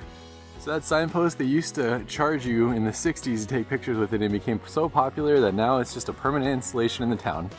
Surrounding it, you'll find a visitor center, some silly benches and art that you can take pictures with, a few small shops, and of course a brewery. The brewery is especially fun as they have lots of beers that highlight John O'Groats. In case you're wondering where it got its name, it was named after a person who used to run a ferry that connected the mainland to one of the surrounding islands. This is a fun little touristy end of the road type spot. There's lots of places to take pictures, there's a brewery, there's things to eat. It's a fun little stop. By this time we were reasonably exhausted from the day, but you know that we love to push through exhaustion and see as much as possible, and so we headed out to Dunnet Head. While John O'Groats claims their northernmost point, this is actually the northernmost point of mainland Britain. and so we figured that no North Coast road trip would be complete if we didn't see it. Plus, there's a great lighthouse out here that was built in 1831 by Robert Stevenson, the grandfather of Robert Louis Stevenson, who wrote Treasure Island. Pops, we started in the south of England on Durdledore, and we have made it to the northernmost point in Britain. That's awesome. Such a cool spot. I love these kinds of markers to kind of let you know that you've achieved something by going to a place like this. Much like the Sea Stacks area, there's lots of amazing coastal views from up here looking down from the lighthouse. No drones are allowed here because of nesting seabirds, it says. All that's left for tonight is to check into our hotel. If you're planning a trip on the North Coast 500, be sure to plan way in advance, as there's only a couple decent-sized towns that actually have hotels on the entire 500 miles. So for us, we plan to be in the town of Thurso for our first night. Here's our room. At least it has a decent bed separation. We've had smaller bed separations on this trip so far. Very dimly lit room, and it looks like the toilet seat's broken. The positive is that it has 2 beds. That's basically all that we require on a trip like this, but you never know what you're gonna get in Scotland. We've had a different type of hotel basically every single night since we've been here. All right, we'll see you tomorrow. Starting day 2, we walked into the town to explore a little bit before heading back to our hotel to grab some breakfast. Something I learned when I was walking around is that Thurso means Thor's River, and I thought that was an epic name for a city. The highlight of my morning so far is I walked in and I said, hey, the toilet seat was broken and was not installed. And she goes, yeah, I know. So they put us in the room with knowing the toilet seat was not working. We got on the road early today as we knew this was going to be one of the longest days of the entire road trip with how many miles and hours of driving we had to put in. We've got our first real Scotland morning today with rain and fog. We can't complain about rain or fog at all, as we spent about 17 days driving through the entirety of the United Kingdom, and we basically had 1 day of rain. Every time we stopped and talked to locals about the weather, they were telling us that they'd never seen weather like this before, and so we were very blessed to experience it. The rain didn't even last that long, and pretty soon we were greeted by some of the most remote and beautiful scenery we'd seen so far. Also, this is when we started seeing the 1-lane roads where you have to watch for the people coming the other direction and then look for a pullout to let them go around. We didn't really stop much on the first hour and a half or so of the drive, as we had to put a lot of miles in today, and this wasn't one of the sections that had a lot of things to do. When we passed through the small village of Hope and then went around a bend, we were greeted by Loch Arable, which was described as one of the wildest, most atmospheric stretches on the NC 500. I don't even know how to describe where this viewpoint is, but I did mark it on the map that you can see in the Patreon. I especially loved how there was this little house and fishing pier right on the island in the middle of the loch. It's too windy to say anything out there, but this drive has just been incredibly beautiful today. The loch is massive, and just driving around to the other side is about 35 minutes. I read online that during World War II it was a key anchorage, and it's where dozens of German U-boats surrendered after the war ended. Also, like I mentioned earlier, basically the entire rest of this drive is 1 to 1.5 lanes. So you can't go very fast, and you have to be very cautious around the blind turns to make sure there's not another car coming. As we were driving, we were greeted with another fantastic view at a place called Kennacraig Beach. Hope I'm pronouncing that correctly. I mean, it's not a nice day for the beach because of how cold it is, but that looks like something I'd actually like to jump into. Plus, check it out, they have a zip line you can do here. That looks nuts. I can see how this drive got so popular. There's just nothing like the views and the remoteness that you feel when you're in this section. For us though, the next stop was one of the most unique natural wonders on the entire drive, known as Smoo Cave.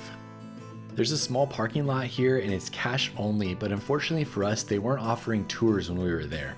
Even without a tour though, you can walk down the steps and you can actually enter into the cave and go in and explore a little bit. And there it is, the entrance to Smoo Cave. Smoo Cave is supposedly the largest sea cave in Britain with a 50-foot high entrance, and the name comes from a Norse word that means hiding place. This is a humongous cave. I had no idea it would be this big. There's a person over there for reference. The main feature of the cave that you can access without the tour is a waterfall that's located in the back. This is where the waterfall would be, but unfortunately with the drought, there's no waterfall. But it's right there. You just have to imagine what a waterfall would look like right there. I was bummed to not be able to see the waterfall here, but this cave is so cool, even the small portion that you're able to explore. I also read a sign that said that they've uncovered evidence of human use going back thousands of years inside the cave. Look who entered the cave. Pops, his second cave of the trip. I don't know, you might be start being a caver now. Got the ceiling. I don't know if I can climb up that ceiling though. There's not a lot to see here without taking the tour, but definitely do not skip it. It's amazing to experience. During certain times of the year, mainly the summer, you can actually take a tour on a boat that goes deeper into the cave, but they're not offering that today. And it does say up there that you need to bring cash, so if you're wanting to do that, make sure you have cash. It was 15 pounds on the sign I saw at the top. Heading on, it was only about a 5-minute drive to our next stop at Inverness Beach. It's very windy and cold right now, but we're walking out to that point. This is another amazing beach, and I would have loved to have spent time just hanging out on the sand, but unfortunately it wasn't a nice day for us. I can't believe how incredibly beautiful the North Coast 500 is though. Every turn just blows my mind with places like this that greet you. This trail above the beach led out to the Sango Sands viewpoint. This viewpoint sitting up on the cliffs above the beach offers panoramic views of the sweeping golden sand, turquoise sea, and rugged headlands. It's really easy to access off the main road, especially if it's not too windy, and it's definitely worth it for the views. It's so beautiful up here! Wow! I hope it's coming through in this video, but my dad and I were blown away the entire time we were on this road trip. After doing that viewpoint, it didn't look like anything was going to be open, but luckily we found the cheese and toasty shop. So we're getting a sandwich. Here's while we wait. The spot we found was the winner of the best quick bite on Scotland's North Coast 500. Unfortunately, our nice sun changed into rain, so we're gonna eat in the car. I'm not gonna argue this is the best quick bite. The fact that they put those big pieces of sea salt, when you see that, you know it's gonna be good. And this is definitely strong. Plus, Pop's got a haggis one as well. The rain stopped for a half second and I got half of my sandwich left. I couldn't resist going out to eat with this view. I mean, this is already an incredible sandwich. I was happy with it in the car, but I think it tastes even better out here. North Coast 500.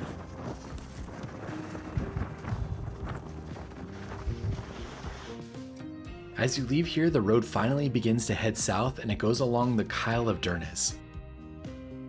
Again, this is a very remote section of the road, and after about 10 miles, you actually leave the water and you head inland for the next 30 or 40 miles.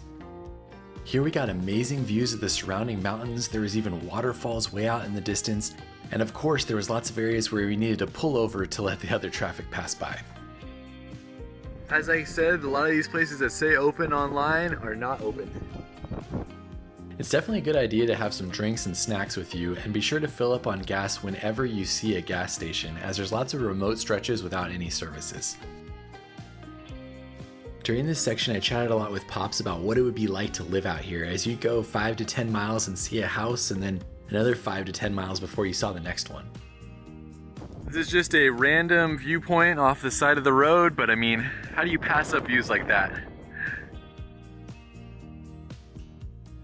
Also, I know nothing about this, but if you want to visit the UK's highest waterfall, I guess you can look that up online. Looks like it's a boat trip. After an hour of driving, we reached another famous spot along the North Coast 500, the Glasgow Bridge. This sweeping, curved concrete bridge was an engineering marvel when it was completed in 1984. This bridge replaced a ferry service that existed since the early 19th century. Crazy to imagine that just a little while ago we would have had to take a ferry across this and we wouldn't have been able to drive the bridge. This bridge is popular for photography with access to both sides so you can get many different angles to take pictures. It's become a symbol of the North Coast 500 and it often shows up in tourism ads that promote the region. That is such a cool bridge to see. It is so windy, I can't say anything when we're out there, but beautiful views, and the way that the weather is right now is beautiful too, with the yellows and then the blue sky and all the clouds. That's so cool. If the weather's better when you're there, you can walk across the bridge if you're interested. There's a little trail on this side, but the wind is so bad, I don't think we're gonna last very long. Here's the views from the other side, but I lost a hat and basically got blown over, so that's all the shots I got. As you cross the bridge, this is where you're going to have to decide whether you want to take the alternate route or the main route. If you take the main route, it'll add about an hour and a half onto your drive. So we took a short detour onto the alternate route, found a place to pull off on the side, there's not a lot of parking, and then you hike up this canyon to get to the waterfall. This trail is only a half-mile round trip, but it's not a particularly easy trail because you're climbing in and out of the water if the water level's high, or you're climbing on rocks to get around it. With the drought that we were talking about earlier though, it was basically just rock hopping the whole way as there wasn't a ton of water. That's an amazing waterfall right along the side of the road. Do note, if you come in a rainy season, this could be unpassable to get to the base, I would think, because of the water coming off of it. This is a way more impressive waterfall than I was anticipating. It's probably about 100 feet high or so. Even though there's a lot of cars parked along the side of the road, it still feels like a hidden gem with the undeveloped trail and not a lot of people out here. That could be because it's really far away from anything, but I mean, I'll take it as a hidden gem. That's well worth the effort. It's a fantastic waterfall to see on the drive. From here you can keep following the alternative route, but we're going to go back and do the actual North Coast 500, which adds about an hour and 15 minutes to the drive today. While we always try to do every mile of the route that we can, I wouldn't recommend that most people do the regular route unless you're really looking for an adventure. This is a windy, small one-lane road for around 60 miles, so you cannot go fast and you have to be watching constantly to see if people are going to come around the bend. This driving is not for the faint of heart. This entire section is one lane with little passing areas, but in between it's super narrow. There's rock walls on one side, there's drops on the other side, there's tree tunnels, and you can barely see anybody coming. So if you decide to take this section, just be prepared. That's all I gotta say. So here's this offshoot that we took right here. We came in and we are going to here, and then we're gonna take it all the way around and back out. This is our first stop on this portion of the drive, the Drumbag viewpoint. At this viewpoint, you'll find a tiny parking area for about 6 cars, and there is a bathroom located about a 5-minute walk down the road. And as you can see, this is a stunning viewpoint looking out over lochs and peaks out in the distance. Heading on, the difficulties of the one-lane road became even more difficult with all of the local sheep that were walking the roads. But the views over the water and coastline easily made up for it and had our jaw dropping at every bend. We're heading out to another waterfall. This is actually the road that we've been driving. You can see how narrow it is. And it's about 1.75 miles to get to the falls. Round trip. You can see the waterfall way out there in the distance. Again, there's not infrastructure for tourism out here. This place has almost no parking. There's a few spots down by the beach, and then you walk along the road and then walk out on these short paths to get to the waterfall. This is known as Clash-Nessie Falls, and if you don't know where you're going, you definitely won't find it. I left my rain jacket in the car and I feel the rain starting to come, so I'm just going really fast. I was just taking his time. He was smarter and brought his rain jacket. This waterfall really feels remote, and we saw one couple there that we had seen at 7 other stops along the road. It was basically us and them doing this drive the entire day. When you get to the falls, it's about a 50-foot, 15-meter drop over a rocky cliff into a small creek. You can see how big the falls are with those people that are right below it. That's definitely impressive. Putting this away because the rain's coming again, but if you do the drive all the way out here, that's definitely a good waterfall to check out. As you leave here, you're about halfway through the normal section of the route as you head back to the alternative. Also, there's basically no infrastructure on this route heading out from here. That being said, the views are incredible, especially the geology with all the rocks that you see out here. This was very different than the rest of the drive. These areas right here are peat bogs, and we actually saw some parts back there where they had the cut up peat that they were probably using for fire. Better yet, whiskey. You guys, look at that view. Wow, it's so beautiful out there. Right on the other side where I was just excited about that view, Here's this view. Oh my gosh. it's just magical out here. A couple of sheep enjoying the view as well. We sat here for a good 30 minutes. We didn't want to pull ourselves away from this view. You're welcome to stay here overnight, but donations are welcome as well.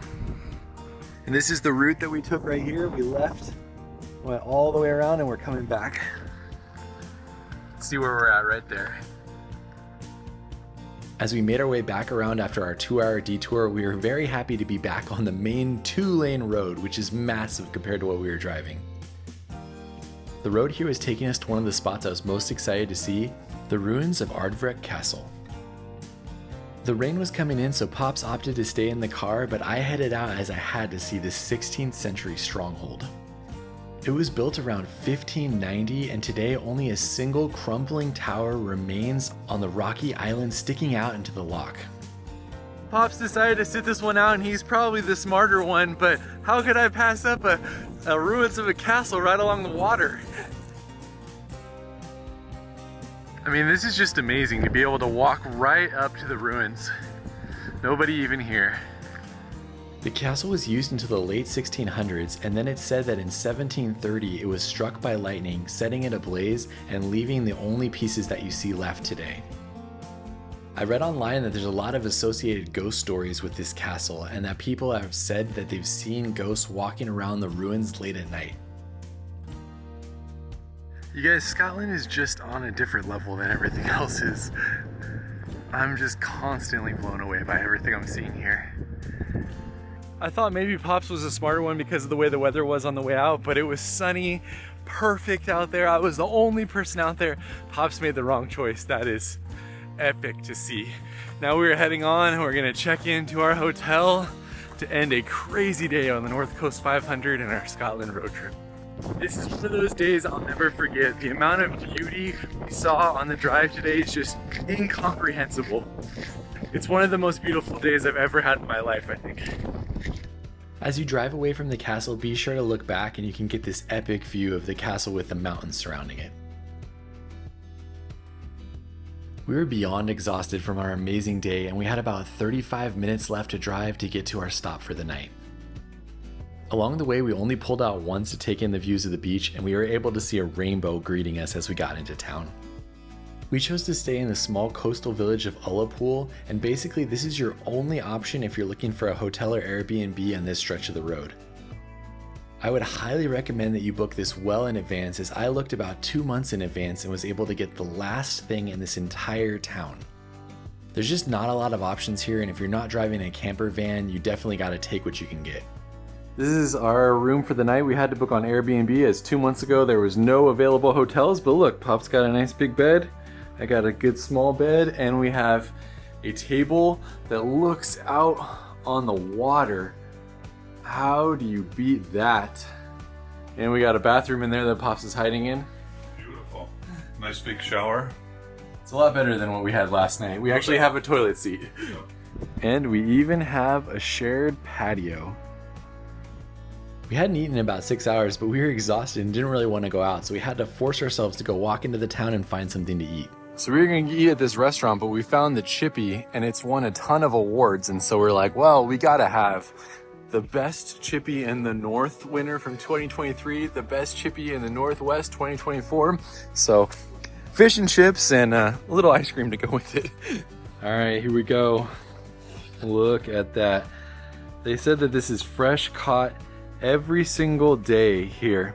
And they also were really nice people there, and we were talking to them for a while, and they gave us these things called Scottish tablets, Miss Tilly's tablets or something. It's like a fudge to try, which is super cool of them, and I'm a big fan, so I think I might have to take some of these home for the family. But yeah, let's dive into the fish now. I'm giving this spot a good review. The fish tastes very fresh. They have their own homemade tartar sauce. Plus, I think I'm really enjoying my view as well, but I would say this is a pretty strong spot for dinner. I absolutely would agree, and the crust on the fish is really nice too. It's different than others that we've had. It just seems fresher. And with that, our second day on the North Coast 500 is over. We were able to sleep in a little bit more in the morning since we had put the really busy day behind us, and then we were greeted by an amazing breakfast spread at our Airbnb. I'll leave a link to this one in the description, as the people who worked here were awesome and the food they served us was so delicious. We grabbed fuel since we didn't know when the next opportunity to get it would be, and then we headed about 30 minutes to our first stop of the day. This area is known as the Corrie Gorge National Nature Reserve. We're heading out on our first trail of the day. I'm not going to try to pronounce the name of this gorge, but we're walking a gorge to an overlook for a waterfall and a cool suspension bridge. The trail here is about a mile each way and it meanders through a beautiful forest following a creek for most of the way. It is downhill the way there and then uphill on the way back, but it's not too steep. Such a beautiful hike. Look at the moss growing on the trees. This is just one of the random waterfalls along the trail. It's called the Step Falls. You'll actually pass a couple smaller waterfalls as you proceed down to the gorge and the main falls. Here's our third waterfall. This one's called the Rocky Falls. I didn't know what to expect from this trail as I hadn't really done much research beforehand, but we haven't even got to the main falls or the suspension bridge and we've already seen two amazing waterfalls, so definitely don't miss this one on your drive. We're 2 minutes away from the bridge and the falls. And just like that, we reach the suspension bridge, and note that they don't allow drones here. So this bridge has a little bit of a sway to it. I think Pops is gonna hate it, but let's see when he gets on. I was wondering how far you were gonna get out on this. Oh, look at he's being brave. It sways a little bit too. Lovely bridge. Pops got about 10 feet out. Once you get halfway out, you can look directly down into the canyon below you with the waterfall basically flowing under the bridge. That bridge has a legit bounce to it. I'm not surprised you didn't make it very far. It was also a lot higher than I anticipated it being too.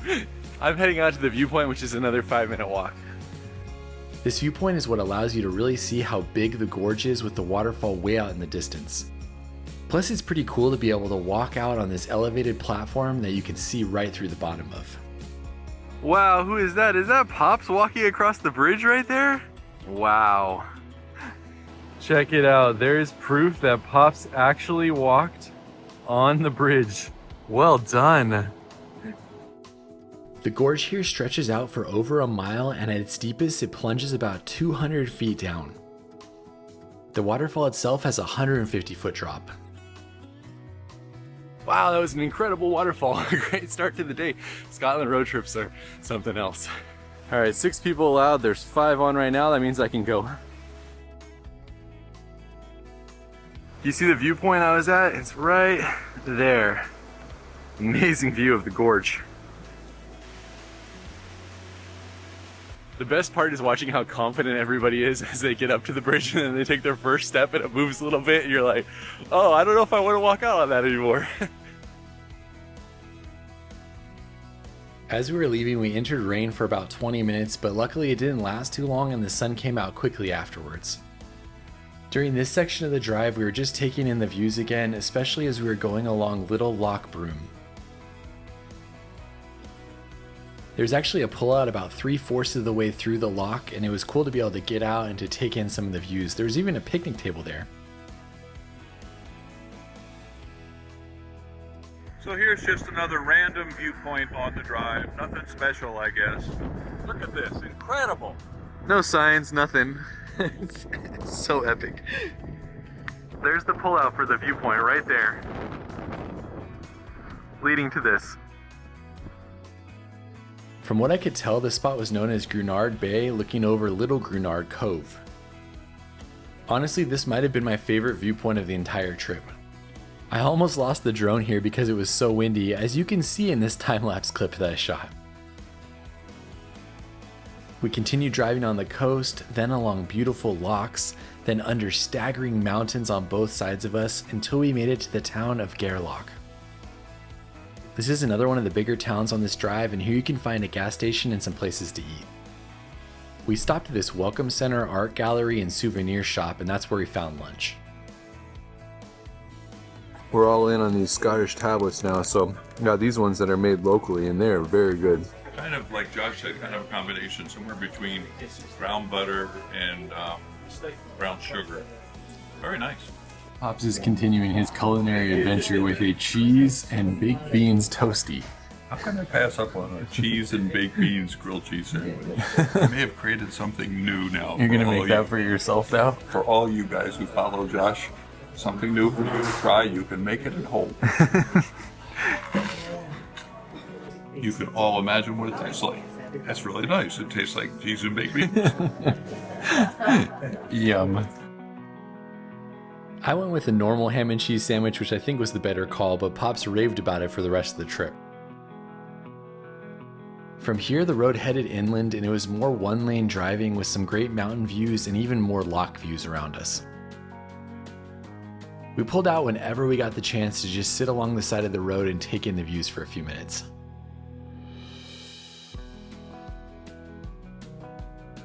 We only got a couple more stops on our North Coast 500 road trip, and this next one is a 5 to 10 minute walk to Victoria Falls.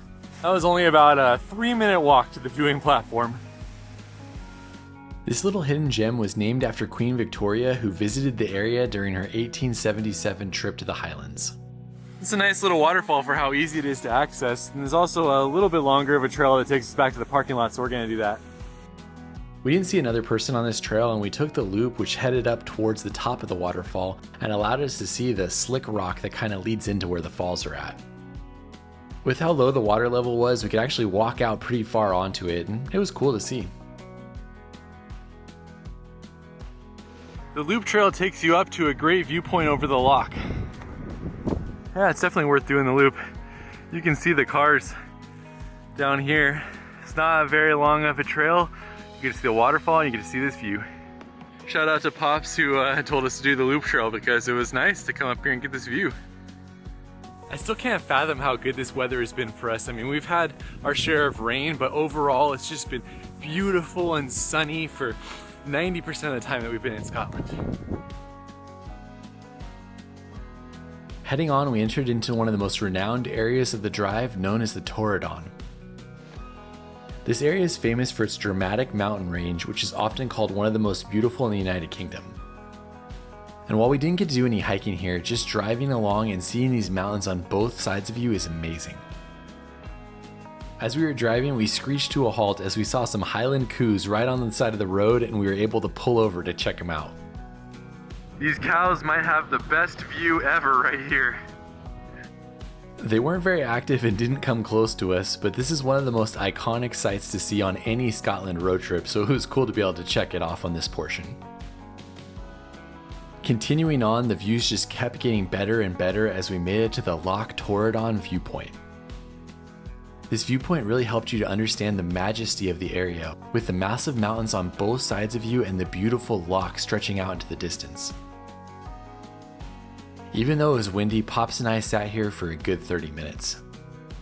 So it may seem like we haven't stopped at a lot of places today, but this is the definition of the route being the destination. There's not a lot of pullouts, and you basically have to drive this route and experience it for yourself, as videos are never going to do it justice.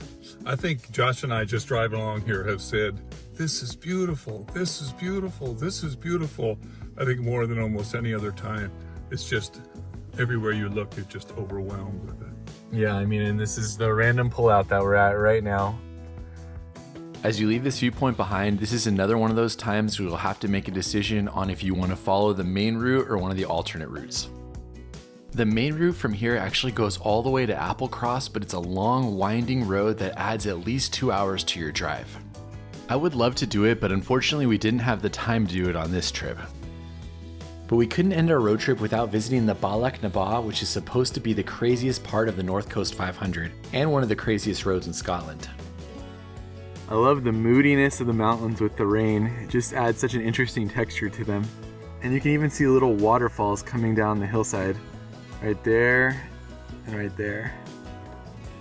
So we just decided to drive up to the pass so that we could say we experienced it and then drive back down and continue on towards Skye. Alright, so this is Applecross Pass that we're about to do, which is the crazy pass that you do at the end of this trip. It said it's not for learning drivers and it's not for big cars, so we'll see how this goes. How you feeling, Pops? I feel fine. I mean, we've been in a lot of roads that have not been perfect cars. There's been a lot of narrow roads. Yeah. Yeah. Here we go. Hasn't been too bad so far, but the rain doesn't help. There's the pass right up there. We are almost there. Until you get to the pass and start doing the switchbacks, the worst part of this drive is just the other drivers, some of which come screaming around the corners and you have to try to figure out how to get away from them. But then when you get to the switchbacks, the road becomes very narrow with almost nowhere to pull out except on the major turns. Also, I can't imagine what it would be like if you ran into an RV or someone who wasn't paying attention to the size of their car for this road. I imagine it could take hours to get around a car like that, especially on some of the crazy turns. I mean, just look at some of these bends as you're making your way up to the top of the pass. Unfortunately, when we made it to the top, the weather moved in pretty quickly and we didn't get to enjoy it for very long as the clouds came in and it was getting hard to see and the rain was coming down and we figured we should probably get back down. Luckily on the way back down we didn't hit any rain and there weren't as many other drivers, so it was pretty easy to navigate. Generally it's easier to navigate on the way down because you can see further ahead than you can on the way up. At least that's what we found. As we left the pass, we had a 2-hour drive to Portree, which is where we were going to be spending the night. Along the way, the rain came in, so there wasn't a lot for us to see or stop at, so we basically just drove all the way there, only stopping if we saw a sign for a viewpoint. Luckily, as we got closer to the Isle of Skye, the sun came out and the excitement was palpable as Pops and I had both been wanting to see this place for a long time. And then crossing over on the Isle of Skye bridge meant that we were finally on the famous island with big mountains coming into view in the distance. Check it out, there's a waterfall right there and then there's 2 more waterfalls up in the mountains. And then there's just this beautiful river leading down to what I'm guessing is a loch. I know I'm going to butcher this pronunciation, but I believe it's called Isle of Skye. And this waterfall sits along the old route that was used by shepherds to move through Skye. It's one of the most easily accessible waterfalls in Skye, and it drops about 30 feet or 9 meters. It's definitely worth seeing on the side of the road. That's a great welcome to Skye right there, even though it's precariously on the side of the road. From here, it's about 25 minutes to the town of Portree, which is the biggest town on the Isle of Skye. On the drive, you'll be going along the water and you'll see waterfalls out in the distance, big mountains, and it's just an incredibly beautiful drive. And then when we made it to Portree, there was some paid parking on the outskirts of the city and then we walked up to our hostel. And yes, I did say hostel for us both to share. Here's our room for the night. We're doing a lot of different accommodations on this trip. This was the only place I could find 2 months ago in all of Skye. It's a hostel with 4 beds, the bathroom's down there, and it was over $200 for the night. Pops, are you taking the top or bottom bunk? I'll go bottom probably, yeah. I love a good set of Christmas sheets in the hostel. Winter wishes. And there's our shared bathroom right there, right next to our room. This place is very colorful, the way they painted all the colors. Very colorful. From there, the last order of business was to go out and find something to have for dinner. Today's a bank holiday, so basically nothing was open. The 2 restaurants that were open were about an hour to 2 wait. So we got the Fat Panda and we're gonna go eat at our hostel. Nice thing about a hostel is that there's always a big communal eating area, so that was a nice spot for us to have dinner and to finish our day. That's it for today. We're gonna spend the entire day tomorrow exploring Skye and hopefully getting to do a hike that I've been wanting to do for a very long time. See you tomorrow. If you have the energy, go walk and see the colorful houses along the water in Portree. They're definitely worth seeing. The next morning, we said goodbye to our hostel bright and early, and we made our way to a hike I've been wanting to do for a long time. Like everything in Skye, hikes like this are incredibly popular, and the earlier you get there, the better, especially when you're trying to find parking. On the way up to Store, we saw this waterfall, so we decided to hop out for a second and get a couple pictures. This is known as Bridesvale Falls, and it's right along the side of the road with a pullout for maybe 3 cars.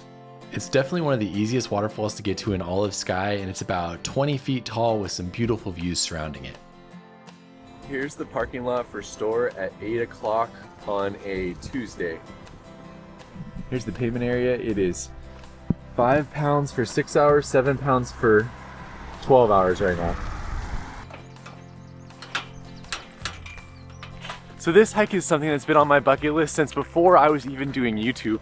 I still remember seeing the picture from behind the rock that's known as the Old Man of Store, looking back over this beautiful landscape, and I've wanted to see that ever since I saw that picture. So to be able to actually do it today, even in suboptimal weather, I am so excited. Just praying that the visibility keeps as we make our way up there. You see the rock right there just shining in the light. While this trail is more moderate at 3.5 miles round trip and 1,000 feet of elevation gain, it definitely goes straight up most of the beginning, which can be difficult, so take your time. Look at this beautiful sunshine for a moment here. Hopefully it lasts. Weather didn't last long. It is pouring on us now. They say the weather's good every 10 minutes at Skye. We'll test that right now. We are earning this one today. That was about 10 minutes of intense downpour. I'm soaked. Luckily I bought this 99-cent poncho, but we are almost the top. The sun is starting to come out. I'm so excited. I'm getting very hopeful right now. I can't stop smiling. Look at the weather. I think it's gonna work out for us. As you approach the last set of stairs that takes you to the base at the bottom of the rock, it's a good time to tell you that this is known as the Old Man of Store, and it's a giant pinnacle rock that rises 160 feet or about 50 meters from the ridge. Be prepared for a lot of uphill on this one. There's Pops all the way down there. He told me he was dealing with a leg issue, so to go up myself and he'll see how much he can get to, but at least he got to that part. So there's the Old Man right there, but the iconic view is from over there at that rock. So I'm gonna head up there first and then I'll loop around the backside of this. Once you make it up past the Old Man, you'll go to another rock formation which is known as the Needle, and you'll hike around that, and it definitely looks like a needle that's pointing up towards the sky. From here the trail flattens out and the views out over the water and to the surrounding mountains become incredible. This is especially true with the green hills and the jagged rocks sticking out of them. And the last half mile up to the ridgeline in the famous photo spot is relatively flat. I don't even know what to say about this one. This is one of the rare times that I'm speechless. It is more beautiful than I could have imagined. I'm just gonna sit here and relax and take it all in. Bucket list, check. There's Pops rounding the bend down there. Right at the base. It was at this moment that Pops called me and said that he couldn't continue, and I told him that I fully respected his decision, but if there was any way he could make it up here, he should definitely try. Check out Pops, he's beast moding the trail right there. He's almost made it. You got this, Pops! Woo! Pops finishing the last of the trail. Pops, look at you. You made it to the top. Well done. I have to admit, I'm proud of myself. I didn't think I could do this, but my gosh, this payoff view is amazing. You know, my only complaint is I wish we get some decent weather here in Scotland. Look at this. I mean, my gosh, how are you supposed to enjoy a country like this when you have weather like that? You know? I know, there's at least 3 clouds out there. My gosh, what the heck? No, amazing. I'm so proud of you, Pops. I'm proud of myself. You crushed that hike. And this is like, honestly, like I said, this is probably one of my best hikes I've ever done in my life. I mean, look at that view. That is amazing. We spent about 45 minutes hanging up there. I could have probably spent all day, but we are starting the hike back down to explore more Skye. There's a little loop you can do around the Old Man, so I came up this way. I'm gonna go back that way. Pops is just chugging down the mountain. When you round the hill, you can actually take a small trail up to the base of the Old Man of Store if you're interested in getting closer. It is steep though. There you go. We have made it to the base of the Old Man. It's definitely gonna be steep getting back down from this. All right, the wind is likely to blow me away up here, so I'm putting this away. I'll see you at the bottom. After completing this hike, I can easily say that it lives up to my expectations. I've been wanting to do this for a long time, and now I see why it's one of the most photographed places in all of Scotland. The views out here are some of the most beautiful I've ever seen and something I will never forget. Also, it couldn't have worked better for us. As we're coming down, the rain is starting, but we had about an hour and a half up there with no rain and even some sun. Incredible. It's even difficult to get out of here because it's only one way out, and as soon as somebody puts their lights on, everybody just stops to wait for a parking spot. So give yourself patience when you're doing this one. When we made it out of the parking lot, we realized why we start early and why you should start early too. There was hundreds of people looking for a parking spot.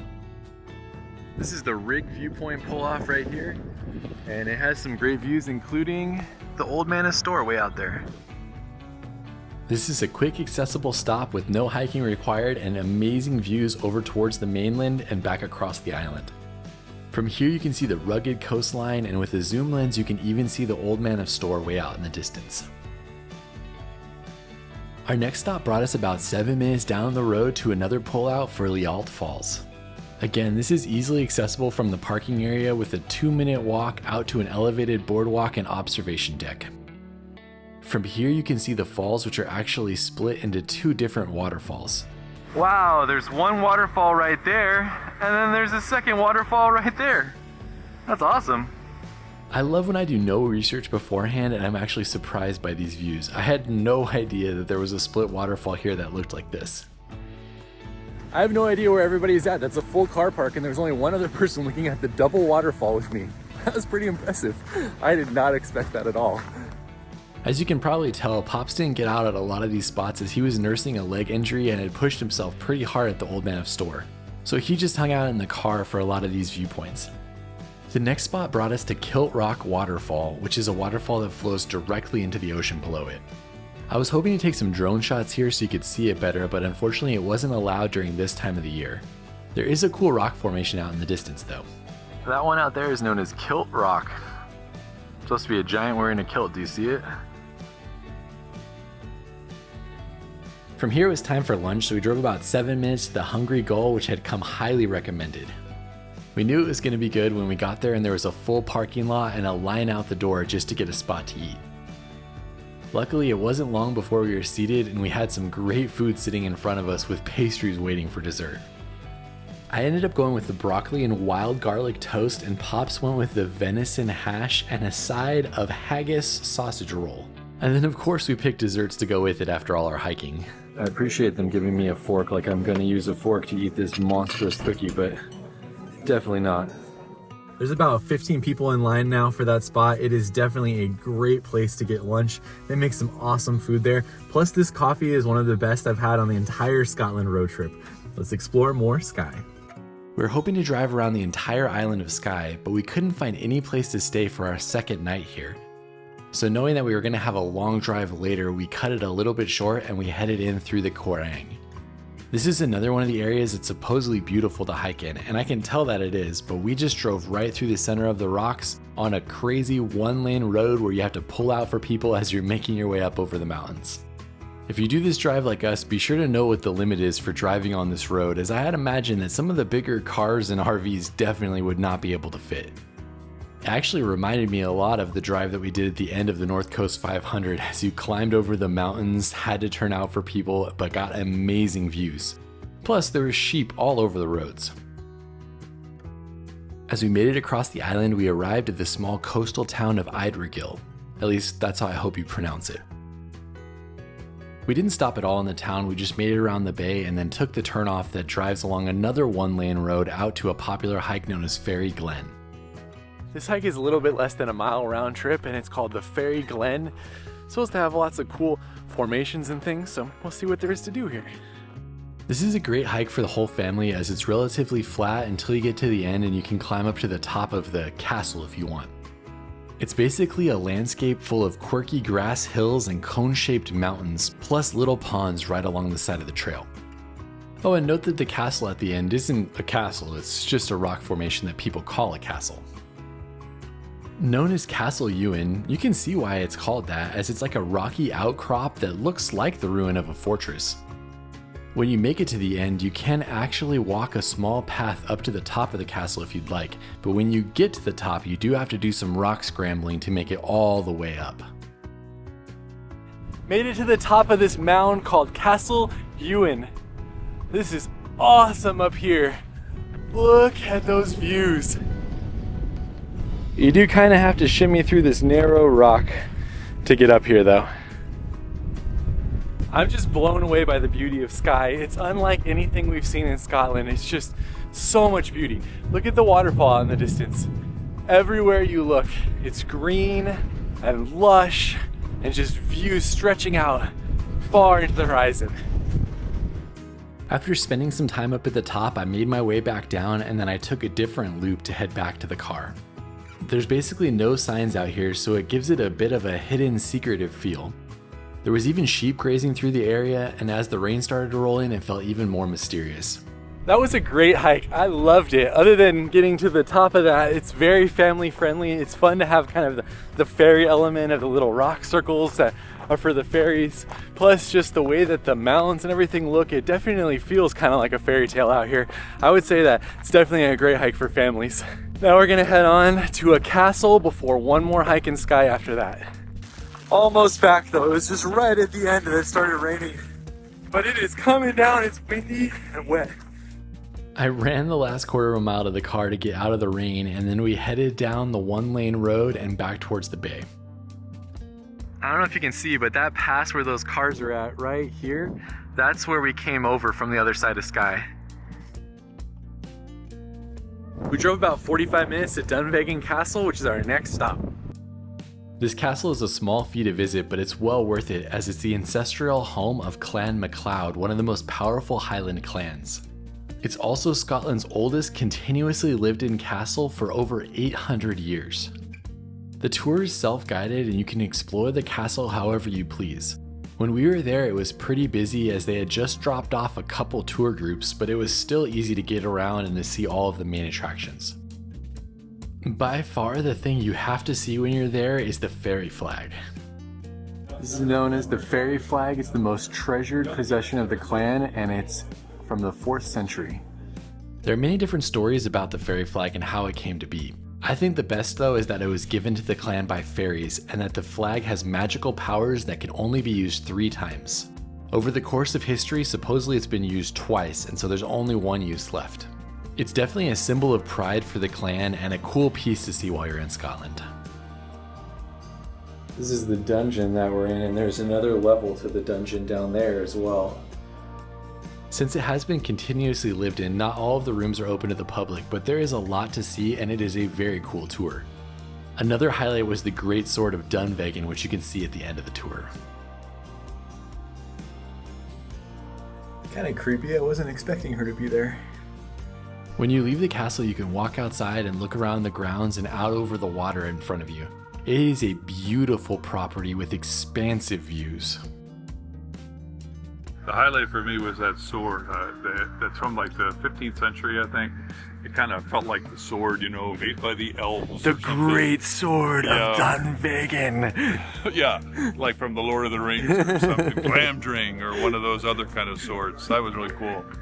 Yeah, that was a really, really cool stop. Definitely enjoyed that one. And we have one more thing left to do, which is a hike in the southern portion of Skye. I tried to get a second night at any hotel in all of Skye and I couldn't get one. So we're actually doing that, and then we have to leave the island to get our hotel. To get to our last hike, it was about an hour drive from the castle through a remote part of Skye with beautiful Highland views and views out over the water. Honestly, any time you spend driving in Scotland is worth it, and I never was upset about these views. And then to make it down to the final hike, you have to drive a 1-lane road with lots of pullouts to get to the parking area. This is our last hike of the day, the ferry pools. You can see them out in the distance climbing up the mountains.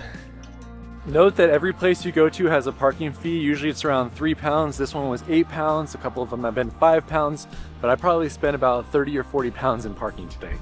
On the way over here, Pops and I were having a competition talking about whether we think Skye or Glencoe is better. I think that I like Skye the best now. Pops, you're on Glencoe? I would love to spend a ton more time just walking around those hills in Glencoe. I don't know if Pops can still say that after seeing these hills right here, but let us know if you're Team Skye or Team Glencoe in the comments. I mean, you can make an argument for both. They're incredible. The ferry pools are definitely one of the most visited hikes in Skye, and there is a series of crystal clear waterfalls and pools that go along a small river. Here's the first of the little pools and waterfalls. It's a beautiful start to the trail. To go all the way to the end of this hike, it's about 3 miles round trip, but you can actually stop whenever you want and turn around. I would recommend going at least 1 mile to 1.25 miles though, as that's some of the best waterfalls. This trail is a little surprising as it feels like it's going to be a lot flatter than it is, but you got to go down a lot in the beginning, back up at the end, and then basically the entire way is kind of like a slow uphill. The small river sits at the foot of the Black Coolin Mountains, giving the spot a dramatic backdrop. The water is supposedly so clear on sunny days that you can see right to the bottom with stones glowing a turquoise and green, which is why it's named the Fairy Pools. This kind of reminds me of a hike in California called the Seven Teacups, and it's got these little cascades that go into different pools. So I could totally see why this is called the Fairy Pools, and look at how clear the water is right there as well. I didn't know what to expect when I started this hike, but halfway in we had already passed about 15 small waterfalls. And it's one of those places where you don't want to turn around as you really want to see what's past the next bend. It's crazy how this one area was carved out and not any of the surrounding landscape. It's almost like a little mini Grand Canyon right here with the way it's been carved. Emphasis on the mini as well, of course. This is really, really beautiful. It's really fun. We've got the most gorgeous day. You got these incredible mountains. You've got all these little pools. I would like you to note in the comments if you see a ferry. Okay, what was the timestamp on Josh's video when you saw a ferry? Because we haven't seen any, but I would believe they could be here of all places. I believe they're here. This is definitely my favorite view right here with the waterfall and the massive mountains behind it. Once you get to about 1.25 miles, most everybody has dropped off. I decided that I wanted to go all the way to the end of the trail though, just to make sure there wasn't anything I was missing. And then when you get towards the end, you'll see an iconic photo from the Fairy Pools of Skye with the tiny little waterfalls and multiple streams and the big mountain behind it. That waterfall is the official end of the trail. I don't know, I think it kind of goes out like a whimper a little bit. I think the best part is about 3/4 of the way up. It's a cool waterfall to end on, but a lot of the other ones are better. Guys, I had no idea if Skye would live up to my expectations. I've had such high expectations for this place for so long, but not only did it live up to it, it exceeded it. This place is incredible. By far one of the most beautiful places I've visited in my entire life. And there's so much that we didn't do, so I will for sure be back. From the Fairy Pools, we had about an 1 and 20-minute drive to where our hotel was going to be for the night. But you know us, we're always looking for more places to stop along the way. On the way out of Skye, I had to stop and see this awesome old bridge. It's funny to me that everybody's on the bridge when the best view is of the actual bridge with the mountains. This is known as the Sligachen Bridge, and it was built in the 1800s. Before the bridge, travelers crossed the river on foot or by horse, which could definitely be dangerous after the rain. It's one of the most beautiful views I saw on the Isle of Skye, with the old bridge and the mountains in the distance. As someone who loves bridges and the outdoors, I honestly can't think of a more perfect way to end our time in Skye. Head into our hotel. From here we had about an hour's drive, taking in the last views of the Isle of Skye and then crossing over the bridge and back to mainland Scotland. And then from there it was slow windy roads up to Plockton, which is where our hotel was for the night, the only thing I could find a couple months ago when I booked. This is much nicer than the hostel we were in, and look at that nice separation right there. We have a little bit of separation. Be sure to get your hotels in Skye in advance. This was 2 months ago that I booked this, and we're about 45 minutes out of Skye now. That was the closest I could get to the island 2 months ago. But this looks like a great spot, and we're having dinner in the restaurant attached to the hotel. The restaurant attached to the hotel is well loved, especially for their seafood, but after a long day of hiking, we both were really in the mood for burgers. Ending the night with a surf and turf burger, which has calamari rings on top of it. I don't know. Sounded good, and Pop's just going with a regular burger. But that was interesting, calamari rings instead of onion rings. After our dinner, I walked around the small town of Plockton, going down to the water to look out over the beautiful views. This village grew in the 1800s as a fishing village on the loch, and you can see it's still used a lot for fishing to this day. I'm pretty convinced that every town in Scotland is beautiful, because I mean, look at Plockton, it's incredible as well. That's it for our fantastic day in Skye. See you tomorrow. One of the benefits of the Plockton Inn is that it was a B&B, and so we got a great breakfast before heading out for the day. We're saying goodbye to Plockton, and today is mostly a travel day, but of course we're going to show you a couple places along the way. This was a very long day of driving as we had to make it almost all the way back to Edinburgh. So for us, this was about 4 hours and 15 minutes, and we basically spent the entire day just doing the drive and doing some stops along the way. Our first stop was at the Island Donan Castle, which is probably one of the most iconic landmarks in all of Scotland. I mean, people from all over the world have seen the views of this castle reflecting off the water with the massive mountains surrounding it. You can't take pictures inside, so I'll just show you some videos from the outside and give you a little bit of history. Basically, there's been a fortification on this island all the way back to the 1200s. But it was during the 13 and 1400s that the castle expanded into a major defensive seat in the Highlands. The castle itself was completely destroyed in 1719, and then it wasn't until the early 1900s that they tried to rebuild the entire castle from the ruins. What you see today is that rebuild, and it looks incredible. I mean, it looks like an old castle to me. It's a fun stop. It's up to you whether you want to pay to go in. You can't take pictures inside, and it only takes about 30 minutes, maybe an hour if you're reading everything to see it all, as it's pretty small. We're gonna go take some more pictures of the castle and then head on. You can see all the different photo spots with people here and people way over here. I mean, it is pretty epic photos. I mean, seeing the castle from at least the outside should be on every Scotland road trip. It is so beautiful. I can't even believe how amazing the weather is right now and how incredible it is for photos. I mean, just look at that reflection and the clouds. Wow. Seeing those people out in the distance, I decided to backtrack a little bit to go to this viewpoint of the castle. I'd say it's well worth it, especially if you have a long zoom lens so you can zoom in and see it from far away. Leaving the castle behind and driving south, we tried to find something to stop at every hour to hour and a half along the way. And so our next stop was something random we found called Inverness Castle, which was right off of the road. We just pulled off down this small road about a minute off the highway. There was a couple parking spots, and there's the ruins of a castle right here. This is definitely not a place that gets visited very often. There are no signs or anything directing you here, and there's only spot for 2 cars to park. That thing is barely being held up by those poles that are right there, and you can't actually go inside, but you can see it from this gate. And if that isn't interesting enough to see that castle, there's also a shipwreck out here. That is wild. I have no idea what the story of that is. I'll look right now, but wow. I couldn't find anything about the shipwreck, but the castle was built in the 1600s and it was destroyed in 1746. And then heading on, we decided to stop at a spot we had already been to, but that we loved so much. We don't rarely go back for seconds on a road trip, but we like this donut so much that we're back in the soap company. And those of you who will be critical of us for eating too many hamburgers, this is now what our lunch looks like. Yeah, just donuts for lunch. This donut here is incredible. You have to try it. Also, I always got the millionaire shortbread whenever I got the chance. Pops is continuing his goal of turning himself into a haggis with his 8th, what did you decide? 7th or 8th. 7th time eating haggis This on this one trip. is called a haggis melt. And I got a chicken pesto toasted bagel.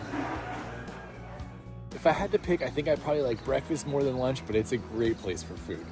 As you leave the soap company, watch out on the right hand side. There is a castle ruins. There's not much you can see here, but it's kind of cool. It's all completely under construction or something right now, but maybe when you guys come, you'll be able to see more here. While there are multiple ways to get back, we decided that we wanted to go through Glencoe again because it was so stunning the first time. We wanted to see it going from a different direction. And one of the first things you'll hit as you're driving this direction is the Glencoe Visitor Center. Here's a map of the topography of Glencoe, so you basically just drive through all of these massive mountains. While there's not a lot to do at the visitor center, you can walk out to something called a turf house. From the visitor center, it's about a 5-minute walk out to the turf house, and there's some great views of Glencoe on the way there. Welcome to our turf house, the Lost Homes, the McDonald's of Glencoe. McDonald's, not McDonald's like the restaurant. These turf houses go back centuries and were common across the Highlands and rural farming communities. They basically used whatever materials were available to build the houses. Pops wasn't designed to go into these houses. It's pretty cool to go inside and to see how these were recreated here and to learn a little bit more of this area's history. You barely made it out of there alive. I know. The guy just said to me, "How did you get in there?" If you're looking for a nice place to have a picnic too, you really can't beat these benches with a view. That was a nice stop. It's a good visitor center, good to grab some coffee, see the old turf houses.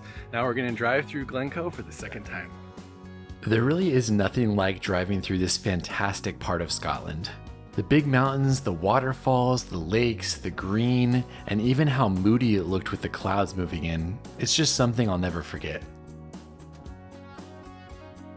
So we didn't get to see this the first time. There's a small turnoff at the top of the hill and then there's a waterfall. It's pretty crazy though, people are speeding by here. This is known as the meeting of the three waters. There's one right here, one right there, and one right there. This is a cool spot with multiple streams converging into the different waterfalls, and it's a spot that's been popular for travels since the early days of touring the Highlands, since the waterfalls were so close to the road. I'm glad we were able to see that. We missed it on the first round and there's not a lot of places for parking, so I'm glad we were able to snag one so we could see that. As we continued through Glencoe, we decided to pull off and check out Glen Ediniburgh again. There were still signs noting work being done on the road, but some people told us we could drive a few miles back before we had to turn around, and so we decided to do that. This is like the other roads we've been doing where it's 2 lanes, but it's also 1 lane, so you just gotta pull over for the cars when you see them coming. This road follows the river for about 12 miles to get all the way out to the small village. It is definitely a narrow road and one that you have to take your time on, so don't plan on being able to drive very fast as you go through. I can't wait to come back and do it again though, as it's beautiful and there's waterfalls literally all over. If you're just looking to go to the area where the Skyfall scene was shot, it's about 3.5 miles out. So there's the construction right there, and that's where the scene from Skyfall was shot. But this is kind of as close as you can get right now to the Skyfall scene. I mean, it should come as no surprise at this point in the video that Scotland is this beautiful. When we made it back to the main road, we decided to drive 2 minutes away and stop at the King House Hotel again to see if the deer were out. Oh, look at that. Magical. There's another guy coming out of the woodwork right there as well. He's about to walk into this amazing view. And when I say we got lucky, we got very lucky. There were 3 deer and they were just sitting there eating, giving us amazing views of both the animal and the mountains behind them. How incredible is that to see those deer with that view? And look at Pops. He didn't even want to get out of the car. He wasn't even excited enough to get out of the car to see that amazing experience right there. After this, we had to say our final goodbyes to Glencoe, and I really do hope that this is a place I get to visit again. I was researching places to stop between Edinburgh and Skye, and everyone said to stop at the Green Welly, which I guess is a boot. So I'm gonna go check this out. Always need myself a good crag hopper, whatever that is. Guess it's a jacket. Also, who doesn't want this? So the Green Welly is a green Wellington boot, and it has been here since the 60s. Just a normal kind of roadside shop, but great people in there. We had a lot of fun, especially in the Scotch area talking to the guy. So worth a stop if you're doing the drive. Continuing on again, we were both eager to finish our drive for the day, and we had about 1.5 hours left to get to the town of Stirling, which is where we were going to be spending the night. It was nice that the early rain had gone away and it was just blue skies as we arrived in Stirling and saw the castle up on the hill. Our first order of business was to check into the Stirling Highland Hotel, which is right in the middle of the city and was built in the late 1800s as Stirling High School. They love putting the beds right next to each other. It's basically like, hey, you get a king, or if you want 2 people, we'll just give you 6 inches of separation. It's a nice spot though, and it's a great location. There's a lot of stuff to do in the town, lots of places to eat. This really is a fantastic hotel, and we loved our stay here. It was very walkable to everything. And since we were pretty exhausted from our days on the North Coast 500 and Skye, we decided to just head out to dinner and then call it a night. For dinner, we walked about 6 minutes down the road to number 2 Baker Street. So they said this is Scotland's premium lager, Innis and Gun. For dinner, I got a flat iron steak, which was fantastic, and we got some fish and chips, and Pop's got some type of haggis thing that you can see in his haggis video. And that's it for our driving day in Scotland. We have one more day left on this road trip. We'll see you tomorrow. It's our last day in Scotland and it's raining. I didn't think it rained in Scotland. What's this about? To start the day, we headed over to the top-rated coffee shop in Stirling called Unorthodox Roasters. That was a fantastic coffee shop in the city. I feel like we've had probably average to below average coffee most of the time in Scotland. That was definitely above average. Our hotel was right in the middle of downtown, so it was easy to walk to everything. It was only 5 minutes walk to Unorthodox Roasters, and then from there it was about a 9-minute walk up to the castle. All the walking is definitely uphill in Stirling, but we've made it to the top of the hill where the castle's at. Stirling Castle is really popular in Scotland, so be sure to get your tickets in advance if you're going during the summer or a busy holiday weekend. And much of the current castle dates back to the 14 and 1500s, when the Scottish kings and queens rebuilt it into a royal powerhouse. One of its biggest claims to fame is that Mary Queen of Scots spent part of her childhood here and was actually crowned in the chapel. This is the largest and finest example of a great hall in Scotland, and it was built in 1503. They said that's where the trumpeters would go so that the music would play really loud through the hall. The Great Hall is definitely something you need to see, and there's even stories of them having a full naval boat in here for one of the dinners. The murals in here were painted for the arrival of King Charles I, and they're from 1628. There's really a lot to explore in this castle, and one of the best things I think are all the different rooms that they have with the designs and tapestries still on the walls. Many of the tapestries even feature the unicorn, which has been a national symbol of Scotland for hundreds of years. This is the Queen's bedchamber.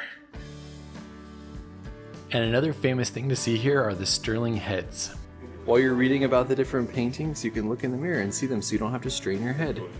It's perfect for someone like you, Pops. This is really cool. I don't have to look up. It hurts my neck. You could definitely spend some time here, especially if you're into Scottish history, and both my dad and I thought that this one was probably better than the Edinburgh castle for what you can see. Unfortunately, we were greeted with rain since we had a few more spots to walk to, but we both joked that this was probably Scotland crying and being sad that we were leaving. Two things about the castle. First, make sure you get the first ticket of the day, as when we were leaving it was incredibly busy. Second, that's a really good castle. We've been to a lot already, and that one was really unique with the palace and with all of the interesting unicorn stuff they had. Definitely enjoyed that one. Yeah, and those kind of sculptures of famous people that were in the ceiling, and then the actual ones from back then were just fascinating. Now we're walking through the cemetery to get to a museum that has the oldest football in the world. If you have the chance and you're interested, the cemetery is definitely worth walking through. It's been in use since the 1500s, and many burials here reflect the religious and political changes that shaped Stirling. It also has some great views out over the city, and the walkway connects with the next spot that we were heading to. The next stop brought us to the Stirling Smith Art Gallery and Museum, which was founded in 1874.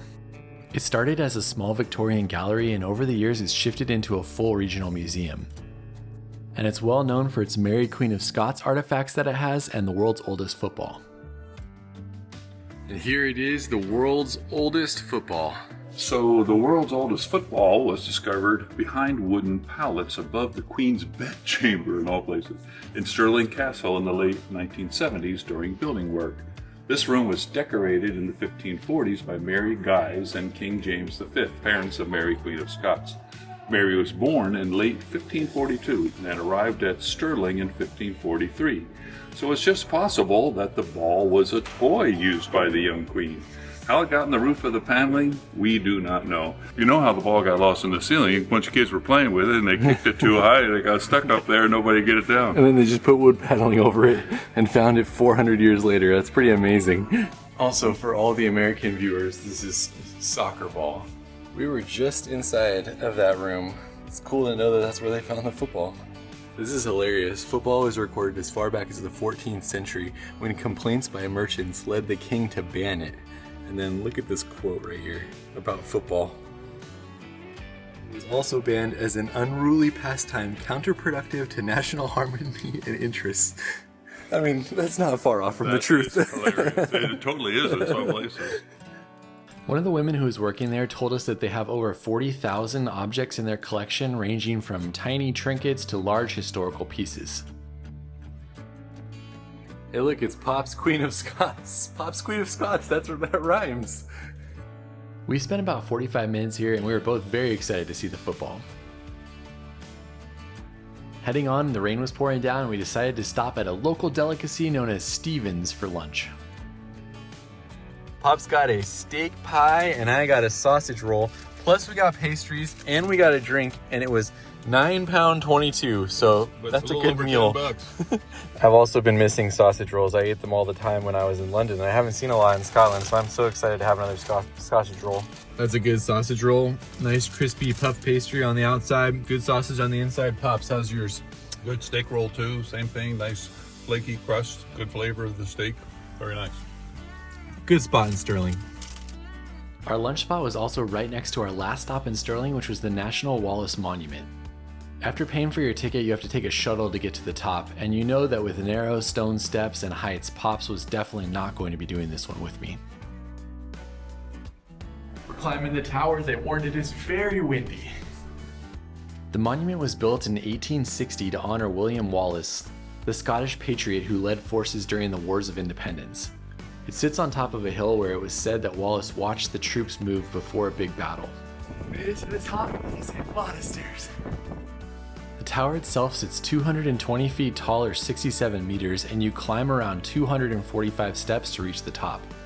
From up there you can overlook farmland, river bends, and even the Highlands out in the distance. It's a 360-degree view, but unfortunately I wasn't able to spend a lot of time at the top as the wind was just whipping through. It's miserable up here. I'm sure if you come on a nice day, it would be a good spot to spend 30 minutes just looking out over the views and taking in all the history. But unfortunately that wasn't today. Oh, we're heading down. The wind is crazy up there. On the way back down, or up for that matter, there are 3 different floors that you can stop at, each with small museum exhibits that tell you more about William Wallace and Scotland's history. And then once you make it back down, you can get more views, or you can walk back and take the shuttle down to your car. That was wild, crazy winds. It's hard to pass people in the stairs. There's a bunch of people going up. And I would say overall, that was pretty cool. I imagine in the summer it might be a longer wait to get a shuttle back down, and you can actually walk down a trail if you're interested. But in the pouring rain, there was no line to get back down. Also, Pops did a time lapse while I was up there. All right, now we're driving to a castle from one of my dad's favorite movies. This special spot was located about 15 minutes outside of Stirling, and it's known as Doune Castle. And it's home to the famous castle scene from Monty Python and the Holy Grail. How excited are you on a scale of 1 to 10? I am a huge Python fan. I used to watch them when they first came out on TV back in the 70s. King Arthur approaches on his horse. You have a holy grail up there. Do you have a holy grail? You're lying. I don't want, no? We already got one. We already got one. I told him we already got one. All right, just imagine that Pops is up on the wall right there for this shot. You don't frighten us, English pig dogs. Go boil your bottom, you sons of a silly person. I'd blow my nose at you. Your mother was a hamster, and your father smelt of elderberries. Well done. 2 thumbs up for Pops' performance. Please leave your votes down below for Academy Award nomination for a short film. If you don't know what we're talking about, be sure to watch Monty Python and the Holy Grail. I'll put a link in the comments. There you go. All right, now I guess we should actually go inside of the castle instead of just hanging out on the outside. Maybe there's a cow that we can throw over the castle walls. In case you were wondering, you can actually borrow coconuts to recreate your Monty Python scene. We gotta go back out and try again. They literally let you borrow coconuts.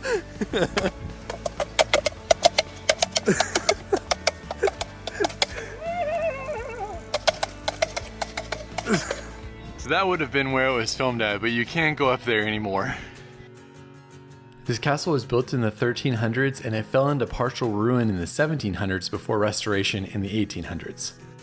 Also, if you're not a fan of Monty Python, this was also used as a castle in Outlander, which brings a lot of tourists. When we were there, much of it was under construction, so there wasn't a lot that we could see while we were walking around. There's the wall where they would have taunted right there. You can't go out on it right now though. Pops is climbing around in the castle. In the dark. You can tell how much of a Monty Python fan my dad is, as he would never be walking in these narrow, dark spaces if it wasn't for his love for the movie. I'll link to a deeper dive video that he made on his channel on this castle if you're interested. Of course, you can get some Monty Python gear in the store as well, including shirts and coconut shells. Check it out, you can even get the Holy Grail here. You don't even have to go on a quest for it. So that's a tiny castle. You probably don't need to visit it unless you're a Monty Python or an Outlander fan, but if you're a fan of one of those, then that's probably a must visit while you're in Scotland. Check out Pop's video he made on his channel. It was so fun to be there, oh my gosh. We got one more thing left on this road trip. Our last stop on the road trip was right before we dropped off the car at the airport, and that was the famous Kelpies art sculpture. Are you ready for this, Pops? The rain is blowing sideways out there. I see it. This is so impressive. Oh my God. These sculptures were completed in 2013, and they were inspired by the heavy horses that powered Scotland's canals and industry. Their construction used hundreds of steel plates, each shaped by hand and fitted over a massive internal frame. They each stand around 100 feet tall or 30 meters, and they are definitely dominating. This is $9 umbrella was not very good. yeah. It's perfect now. This is what it looks like when you are from California and you're not used to rain ever. Yeah. Weren't able to say anything because it's so windy and rainy out here, but we're gonna kick it back to the hotel room to end this video. Goodbye, useless umbrella. So with that, our 10 days in Scotland is done, and honestly, the only word that comes to mind for it was just magical. We had perfect weather. We saw so much beauty. When I think about it, I have lots and lots of things that I love, but I think Skye was probably my favorite. I had such high expectations for Skye, and it lived up to those expectations. Seeing Old Man of Store, which was a bucket list hike for me, and just all of the beautiful waterfalls and drives and the ferry stuff, it was just something I'll come back to, I'm sure, again in my life. What about you, Pops? Yeah, that North Coast 500 is just amazing, from mountains and waterfalls and rivers, and if that's not enough, there's castles and incredible food along the way. A couple of my favorites were the sea stacks, where you went out and you saw these huge pointed stacks plucking up out of the ocean, and in front of them are sheep running around everywhere, which was just really fun. And I also love this falls. It's called either the Wailing Widow Falls or Alt Cran Nid, I believe, which was a beautiful little hike that you went out to. But of all the places that we went to on this Scotland trip, if I had a chance, the first thing I would do would be go back to Glencoe. Glencoe just caught my heart. Yeah, so that's it for our Scotland road trip. If you want to continue on this adventure with us, we're going to be spending the next 2 days in Edinburgh, and you can see that up here. Pops will also have some Scotland videos on his channel. But that's it for this one. See you on the next one.